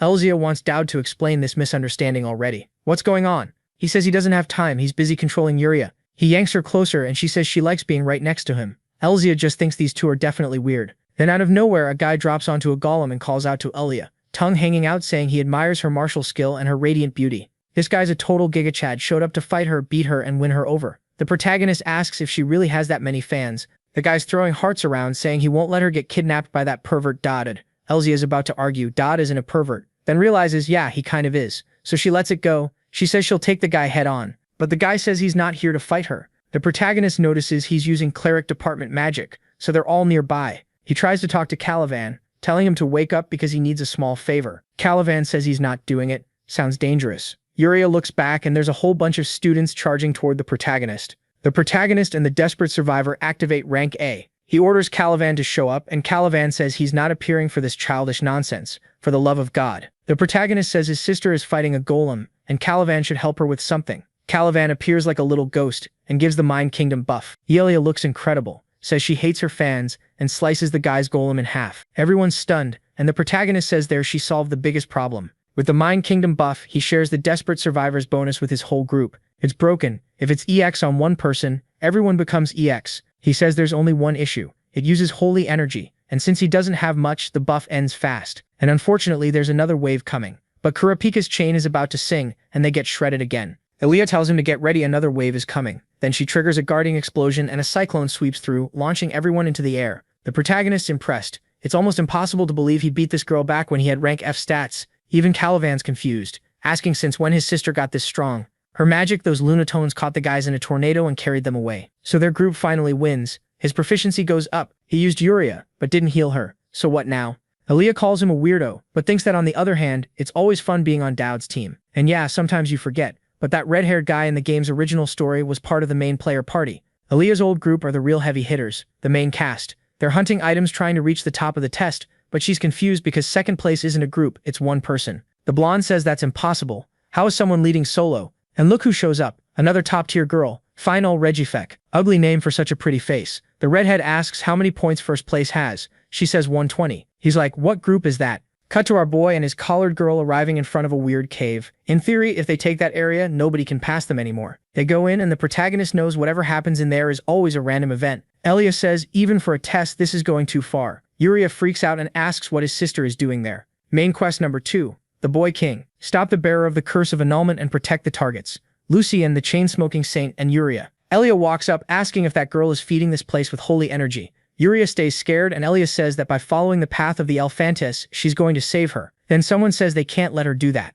A man in armor appears and says the saint is doing volunteer work. High Combat Priest Klein Garrison. Elia, confused, asks what he means by volunteer work. He says the saint is doing it by her own will, so they shouldn't interrupt, and he tells the saint to say the truth. She says yes, she's doing it because she wants to. Elia asks why she'd do something disgusting like that. Klein tells Elia to stay back and says she can't oppose the saint's will, because that's the same as opposing the Holy Empire. Elia says she's not opposing anything, she's saving someone who's suffering. Klein warns that at this rate she'll be stopped by force. Dode seems to recognize the saint, Lucien, one of the 3 people who uphold the Holy Empire's power and who, strangely, along with the Holy Emperor, has an absurd interest in demons. Saint Lucien is basically a puppet the Emperor uses to study those creatures. At this moment, the 2 sisters are being used to complete some kind of objective, and this setup was made on purpose to push Yuria to her limit. Looks like this is still part of the test, or they're pretending it is, because the protagonist says they're in first place and the saint deserves rest, so they already won. Klein says she's staying there until 2nd and 3rd place arrive too, and he's supposed to wait. The protagonist still trying to understand why Klein and Lucien showed up so early compared to the game. It's probably tied to Elnor evolving so fast. The problem is if Yuria goes berserk right now, everything gets worse.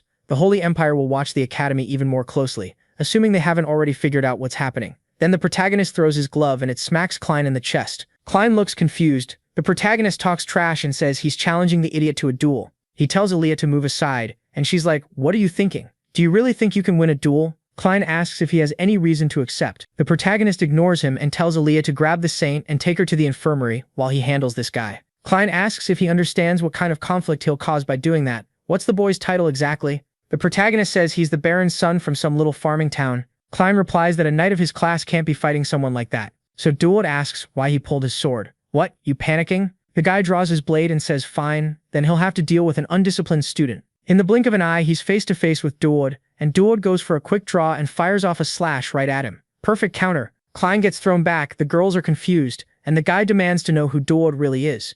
Duod just says they'll settle it later, in an official duel, then he'll find out exactly who he is. Klein says fine. Looks like our boy actually managed to get an official duel, because now Atalante is saying he did something insane. Standing up against the Emperor's will is the same as standing against the entire Empire. How did he even ask for a duel in a situation like that? Dowd says she's the one who told him to seduce them all. And hey, while they're at it, why not seduce the Chancellor too? Since they're already here, why let her slip away? Atalante wants to know why he's doing this now. He tells her to relax. He took Lucien somewhere far away and safe. Besides, there's no way he can grab these women's attention with mediocre results. Politics doesn't matter when the goal is saving the world from demons, so the Emperor doesn't matter either. Atalante tells him not to forget he already has something going on with Elnor and Elia, and things could get messy. He tells her not to worry. Those two seem calm for now. The protagonist remembers his dad told him not to get involved in trouble, but he already got mixed up with the Angel, with Gideon, and now he's going against the Empire. Atalante says the Emperor himself is probably going to come watch. She doesn't know what he's planning, but he better remember how dangerous that person is.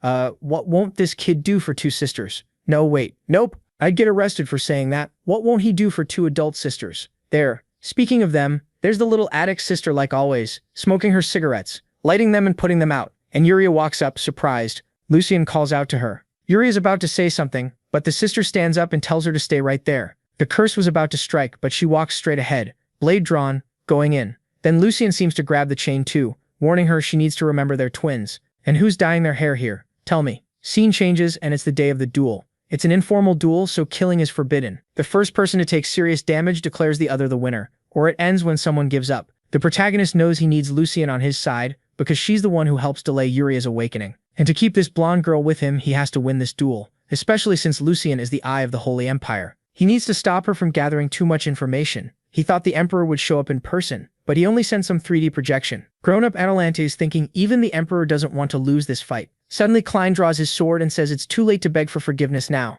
Still, he can apologize and fewer bones will get broken. Herman is already telling the protagonist it's better to give up. On the other side, our boy says he was about to tell Klein the same thing. Then we find out the Emperor told the kid not to attack the boy with intent to kill. The more pressure he puts on him, the stronger he gets, because that's his ability. Damn, the guy knows everything about the whole system. Klein says it's kind of cheating, and the guy says it really is. He saw it in the past and never thought someone else would show up. And now Klein's sure that's how that guy reflected his attack. He has to avoid any hostility or killing intent. Yeah, this is about to get complicated. The human activates stored prisons. A bunch of buffs appear around his feet. He says now he's going to teach an insolent noble a lesson. In an instant, he's right in front of the protagonist, who activates that guide skill he got from Caliban. Then he releases Elnor's skill too, the one he gained in that fight, and uses it right away. A flash of black and red energy. Everything goes black and white. The Mark of the Fallen reacts. Klein doesn't understand what's happening. The protagonist raises his sword before the guy even moves, smacks into his blade, the whole ground explodes, and the arena gets blasted by wind in every direction.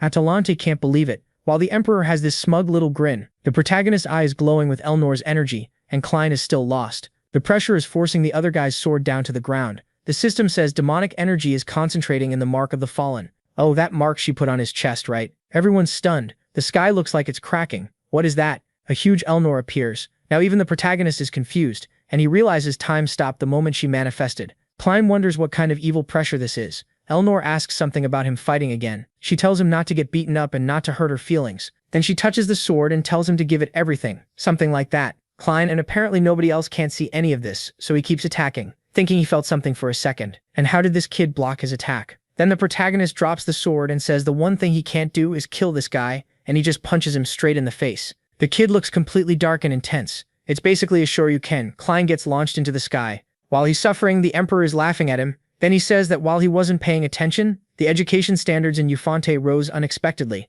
Energy surrounds Klein, and the protagonist wonders if that means he won. Someone tells the student yes, so he tells those bastards to stop messing with the saint. The Emperor looks a little startled, and Atalante's thinking this kid has lost it, talking like that to someone like him. Now the Emperor is asking Atalante how this boy can be so rude in front of his highness. But a mustache guy cuts in and says not only did the Emperor send a knight to fight a child, he's also bothering the saint. It's Hatanju, the head of the tribal association, probably connected to that Lilu guy, another villain, and now he's looking at the protagonist like he likes what he sees. He says even if the kid is criticizing the Emperor, it's shameful to try to suppress him after what they did. The protagonist just stands there, waiting to see what happens. The Emperor says fine, this duel didn't really count for anything anyway, so that's that. He waves goodbye, saying he agrees. The boy isn't just talented, he's also sneaky. Then he and Klein disappear. But the scene shifts to the Emperor standing beside that cat girl Saras, telling her to assign an agent to keep an eye on Dayod Campbell. All feline and calm, she says she understands. Here comes the next one. The Emperor thinks the more he sees this kid, the more he's reminded of someone else.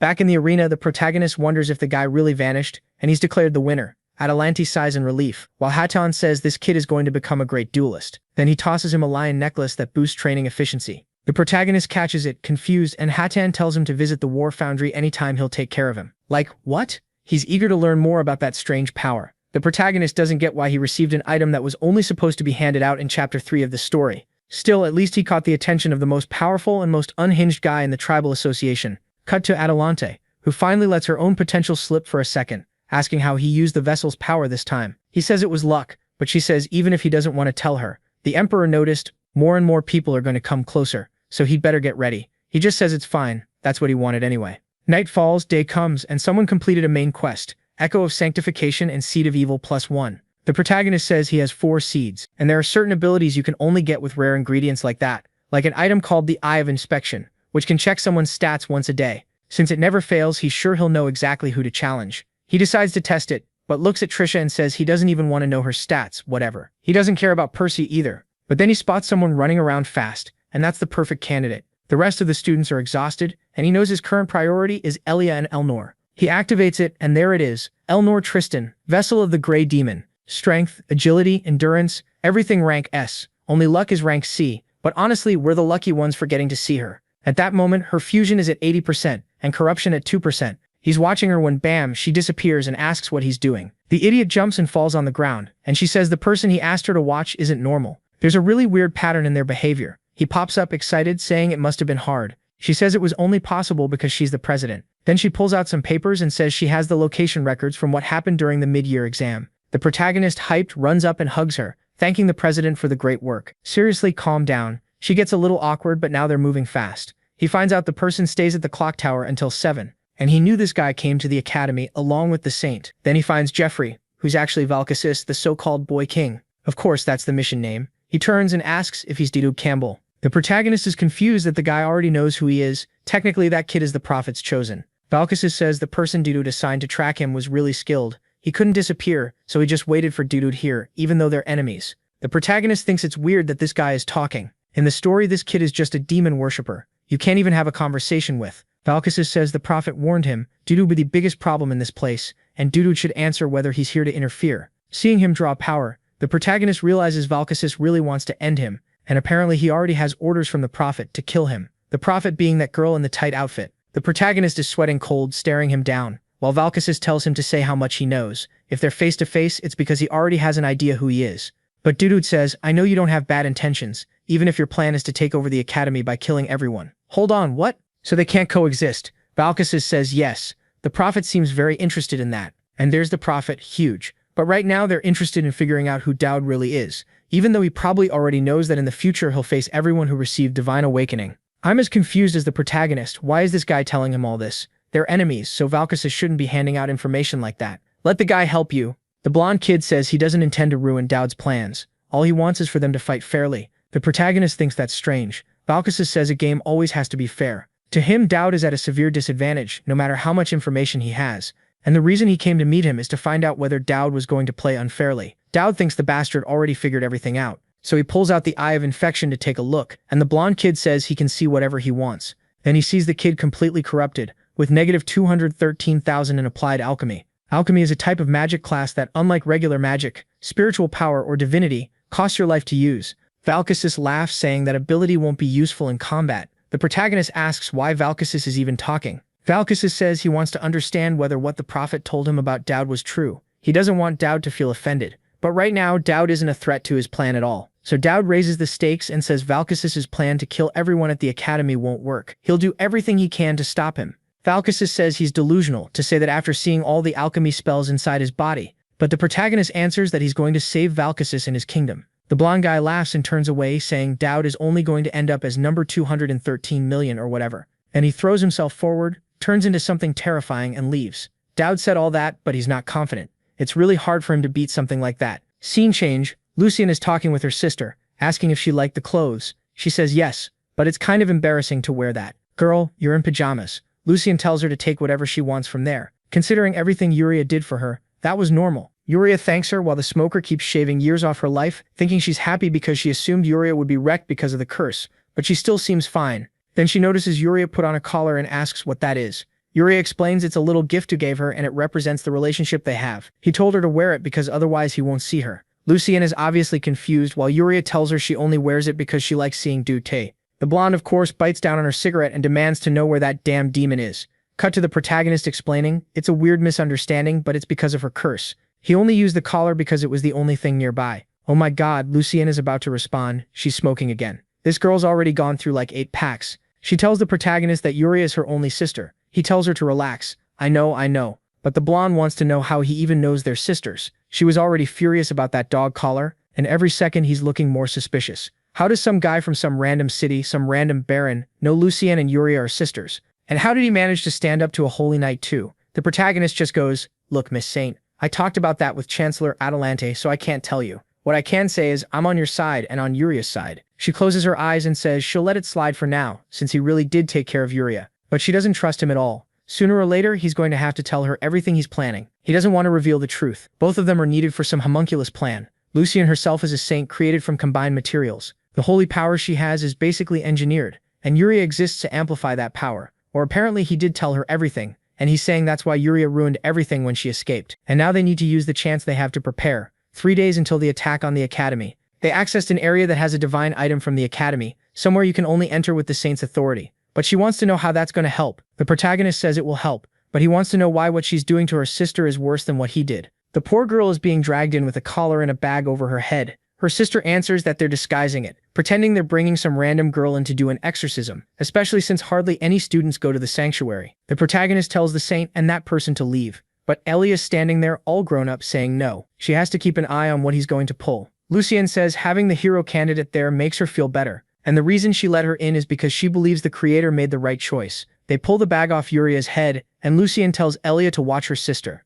Elia says she can trust her, and it looks like Lucien leaves, The protagonist explains the smoker can't stay there because only demons can interfere with the human world as much as they want.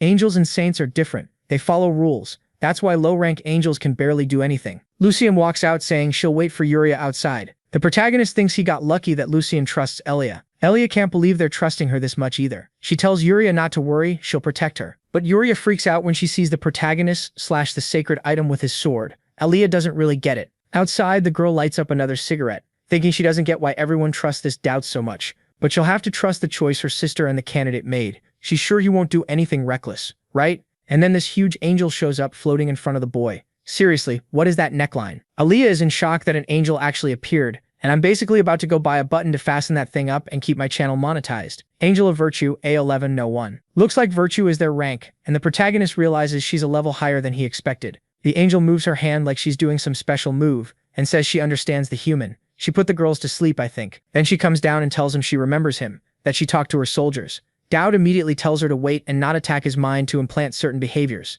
The well-fed little angel looks surprised he knows that, and the protagonist thinks in the game that's how angels act. Since they can't physically attack in the world, they always mess with people mentally. So just her standing there in front of him without doing anything was already enough. The angel says his thoughts are interesting and the protagonist drops to the ground. Her plan was to give a simple warning, but his act of blasphemy looks intentional. And wow, the camera is really zoomed in on her mouth. She says he looks prepared because it's going to happen. Like, yeah, you already know it's some random labyrinth. What did you think it was going to be? The protagonist realizes this is actually his mental space.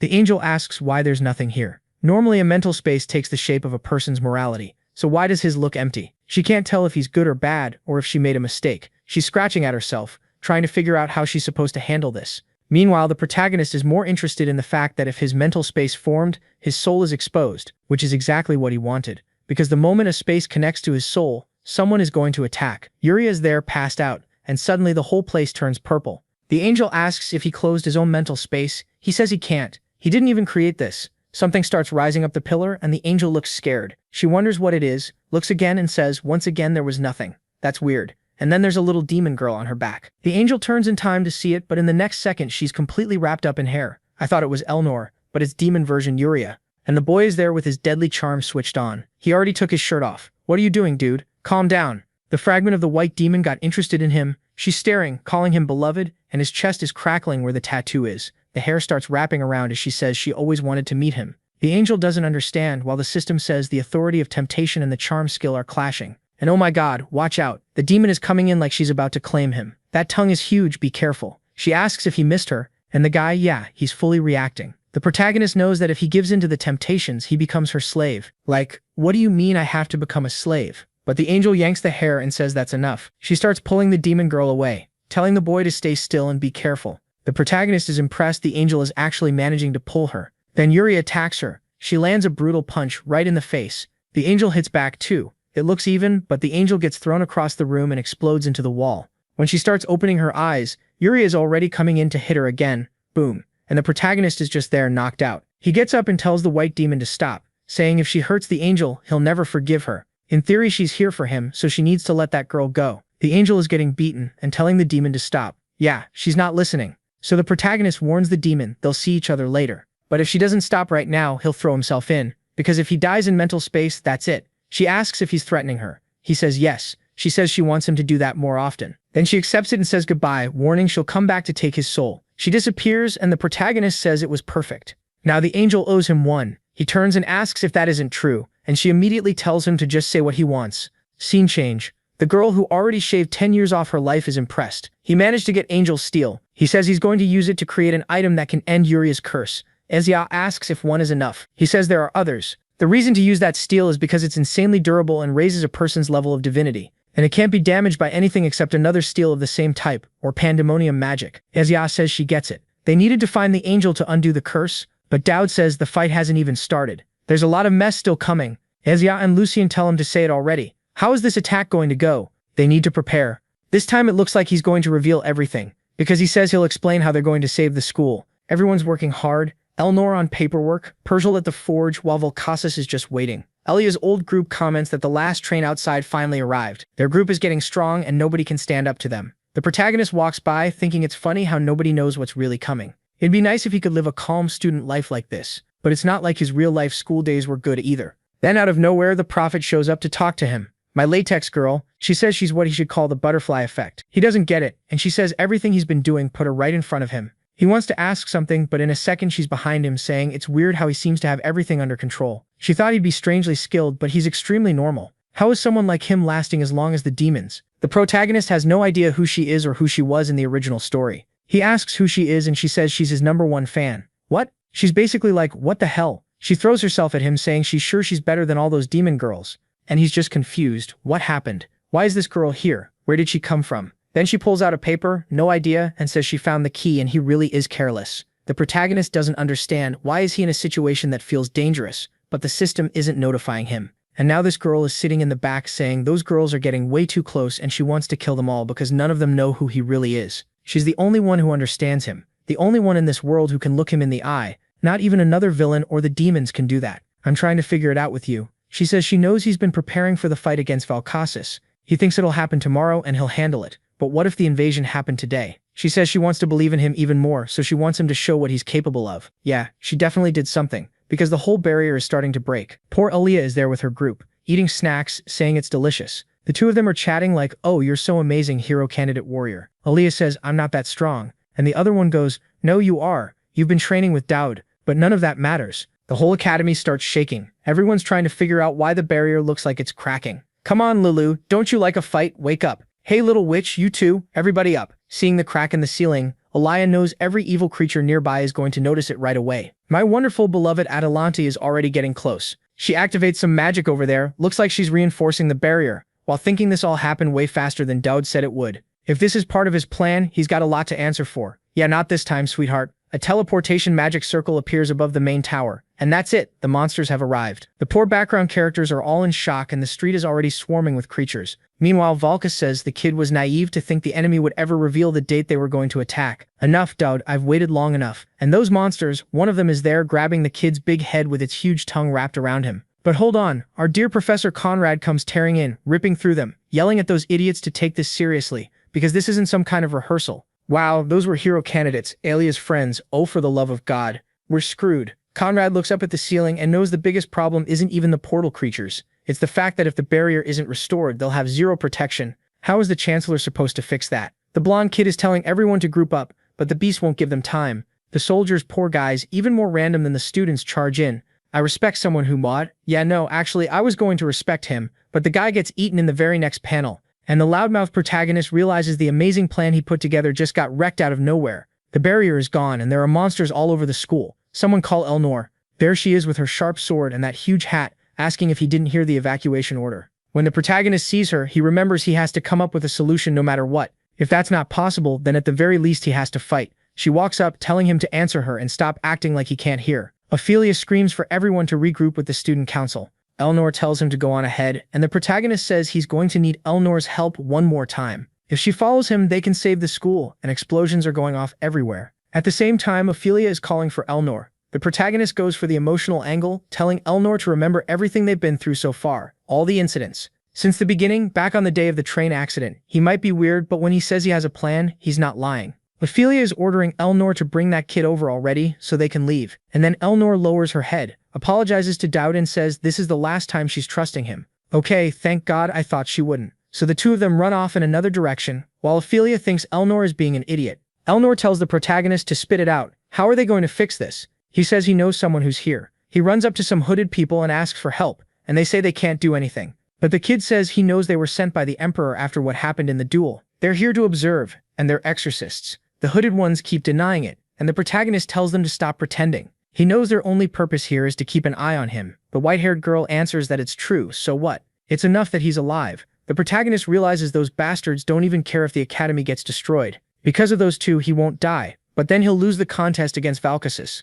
Meanwhile, they're passing information to Ceres, a cute girl, telling her they found the item she's looking for. The protagonist doesn't feel like dying, so he just yells and tells the damn woman to help him. He shouts the name Ceres Dreamore, saying he knows she can hear him. The white-haired girl looks confused, but then the charm activates, and Ceres, the master of assassins, shows some interest. Ceres tells this Vizsla to help the boy. A little abdomen-looking thing shows up, and she says she understands. While they're in the middle of this drama, Feinrich is appearing all over the school, except they're heading toward the little trio of assassins. Sarah says the boy will have to explain later how he found out about her and take responsibility for what he said. What did he say? He just said your name, relax. Her trained assassin starts helping, slicing the beasts apart everywhere. What is that flexibility? Calm down. Elnor looks impressed by the power while the protagonist says they don't have time, they need to go to the clock tower now. The enemy they have to defeat is up at the top. Elnor wants to know how he has that information, and he better not make up excuses because she's already noticed that ever since they met he's never said a single sincere word, always hiding everything and talking in circles.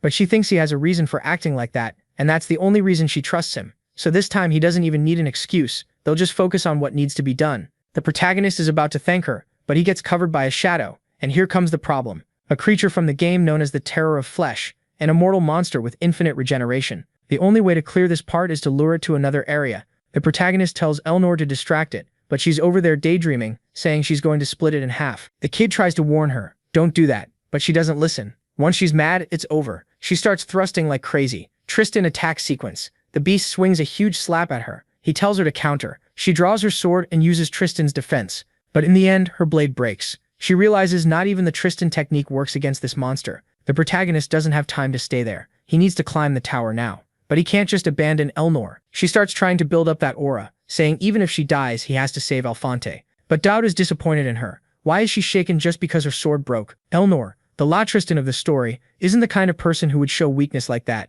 She's supposed to be the final boss of this game. Fair point. So the protagonist calls her over, shakes his hips, leans in close and says he has something to tell her. I don't know what he said, but boom, he said it and vanished. And then yeah, he must have said something wild, because she snaps out of nowhere and slashes the monster's abdomen, and the thing splits in half while transforming. From up above, Valkus watches everything, saying the kid really is interesting. The protagonist arrives. The blonde asks if the kid remembers the bet. The protagonist says of course he's there to beat him. Then the guy activates 16 demonic circles and says he hates demons and all their worshippers are disgusting. The protagonist goes to draw his sword and says he knows exactly why Valkus acts like this. Demons caused him pain for thousands of years. The only reason he's teaming up with a prophet who's interested in demons is because of one certainty, the certainty that he can finally get a death with no strings attached. Okay, that's starting to make sense. In the original story, the prophet tells Valkusus she'll be able to kill him, because Valkusus apparently is an immortal homunculus, so that's why he has that billion deaths thing. And the prophet warned that if Valkusus destroyed the entire academy, his wish would be granted.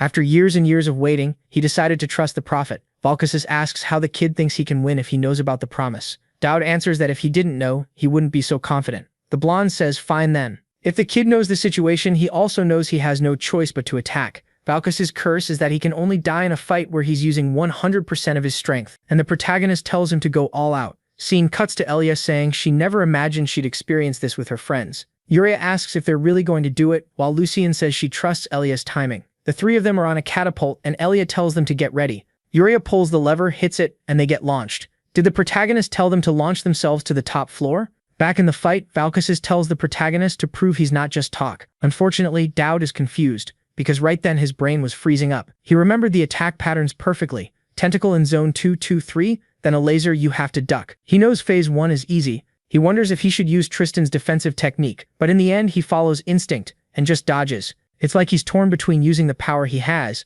and trusting his gamer strategy. And Valkusus is saying it's funny. The kid said he came to fight, but he's just running. It's disappointing. The protagonist hides, not caring about being humiliated. He's here to survive. He's going to use every veteran trick he can. He's just an F-rank kid. There's no way to solve this head on. Then he sees something flying through the air. It's the Terror of Flesh, or really just its head. And he remembers that in the game when that happens, the monster's head explodes. Down below, Elnor is cutting through everything. Valkusus is attacking, and the blast goes off up top. Elnor keeps farming aura down there while the protagonist comes out of the explosion alive but wrecked.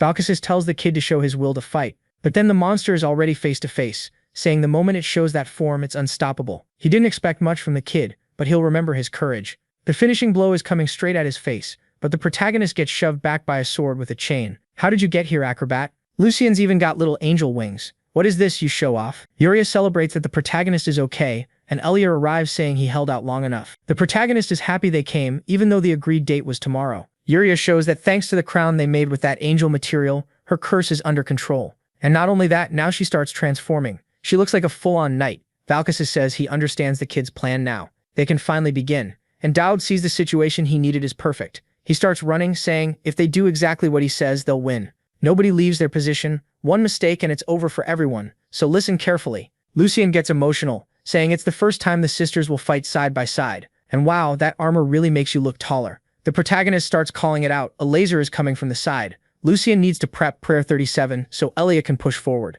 The girls obey. Valkissus charges another attack and fires. Lucian says the kid gives way too many orders for someone who doesn't do much. The laser slams straight into her barrier. Yuria ducks and the protagonist warns that a tentacle attack is coming. Yuria has to duck first and then reflect. She charges, gets the block, holds it. He tells her to fall back and Elia to advance. He keeps barking commands. Now Lucian buff Elia so her strike hits harder. A laser is going to come right at your face, but don't be scared. Just keep going straight and it'll miss. And it works. Elia runs through the huge blast and slices it in half. The boss is completely confused, saying something's wrong. Why do they know every one of his attacks? How is it possible for someone to conduct a fight like this? The protagonist tells Yuria to keep the pressure. Elia starts conjuring an explosion of fire and throws a massive flame burst. As it hits, Valkissus says the kid really wasn't just talk, but it still won't be enough to kill him. The circle above the tower keeps expanding, shooting rays everywhere, while my girl Atalante is still trying to rebuild that barrier. Girl, you've been on that for 6 chapters. Back to the fight. Lucian keeps raising barriers,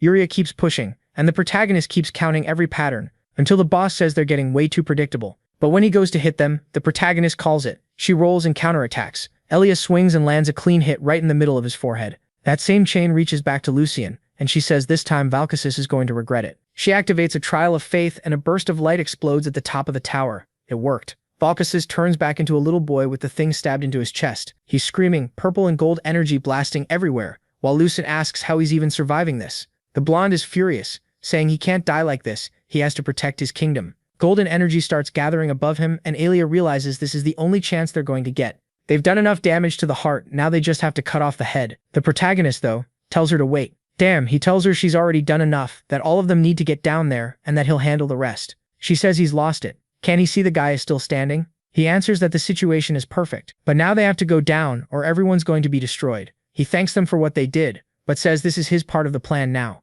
Yuria sees her brother there, hesitates for a second, and then tells Saint Yuri that she was going to help the protagonist so he wouldn't die. But then she sees her brother and asks what this letting Dao die thing is supposed to mean. The protagonist says she's not getting it, and he promises he'll come back with the win. His plan was never to die here. Ilyar is frozen, totally freaking out, and Lucian goes, "Come on, sweetheart, this is taking way too long." Then she grabs her hand and jumps with her little sister. The protagonist, watching Valkissus fall apart, says the condition to lift this guy's curse is to win a fair duel. And in this situation, the only person who represents justice is him, Dowd Campbell, with all his rank F stats. Then he combines the soul link with the demonic essence, and he asks Calivan if it hurts when you die. Calivan asks if he's an idiot for thinking it wouldn't. The protagonist laughs and says he's never asking that bastard for advice again. With that, he activates the Stigmata skill. Out of nowhere, the whole place goes dark. Purple lightning starts striking the protagonist. He spits blood and sees the little boy at the back of the room. He crawls over there, the kid's blood is more purple than red. And after all that, he finds Valkissus sitting there, just watching the whole empire go up in flames.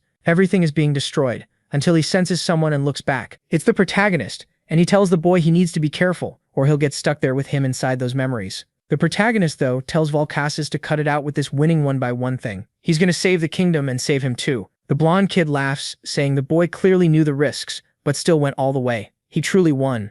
I don't know what happened, but he held out his hand to the blonde kid and saved him, because the barrier started rebuilding itself. Atalante, who definitely talks a big game, couldn't do anything in the end. It was only the protagonist who fixed it. The portal disappears from the top of the tower in a flash. The main quest is completed. He gets 1,000 total points, and he also unlocks a special interaction with the Inquisition. When the protagonist starts opening his eyes, guess who's there? Full lips, sitting in his lap, asking if she came up there right after he beat the monsters. She says yes. He asks if she's mad, since he left her down there to talk to the weird kid. She answers that her anger is for a different reason. She ran into the hero candidate and the saint on the other side of the tower, and it looks like they all helped him beat Valkissus. That's weird because she's the one who should have been brought along for a decisive moment like that. The protagonist doesn't get it. Is this jealousy, or is her pride hurt? He gets up and says she shouldn't be jealous, and she tells him to drop dead, saying no way. The protagonist thinks everything worked out. Now Calivan's and Valkissus' souls can rest in peace. He tells Elnor to stop looking at him like that. What's with that mischievous little face? He says now they'll have to get ready because the rumors are probably going to spread everywhere. She says she's not that interested. She's more interested in that dinner he still owes her. Then the scene changes, and everyone's celebrating that they're finally going to have vacation from that damn school.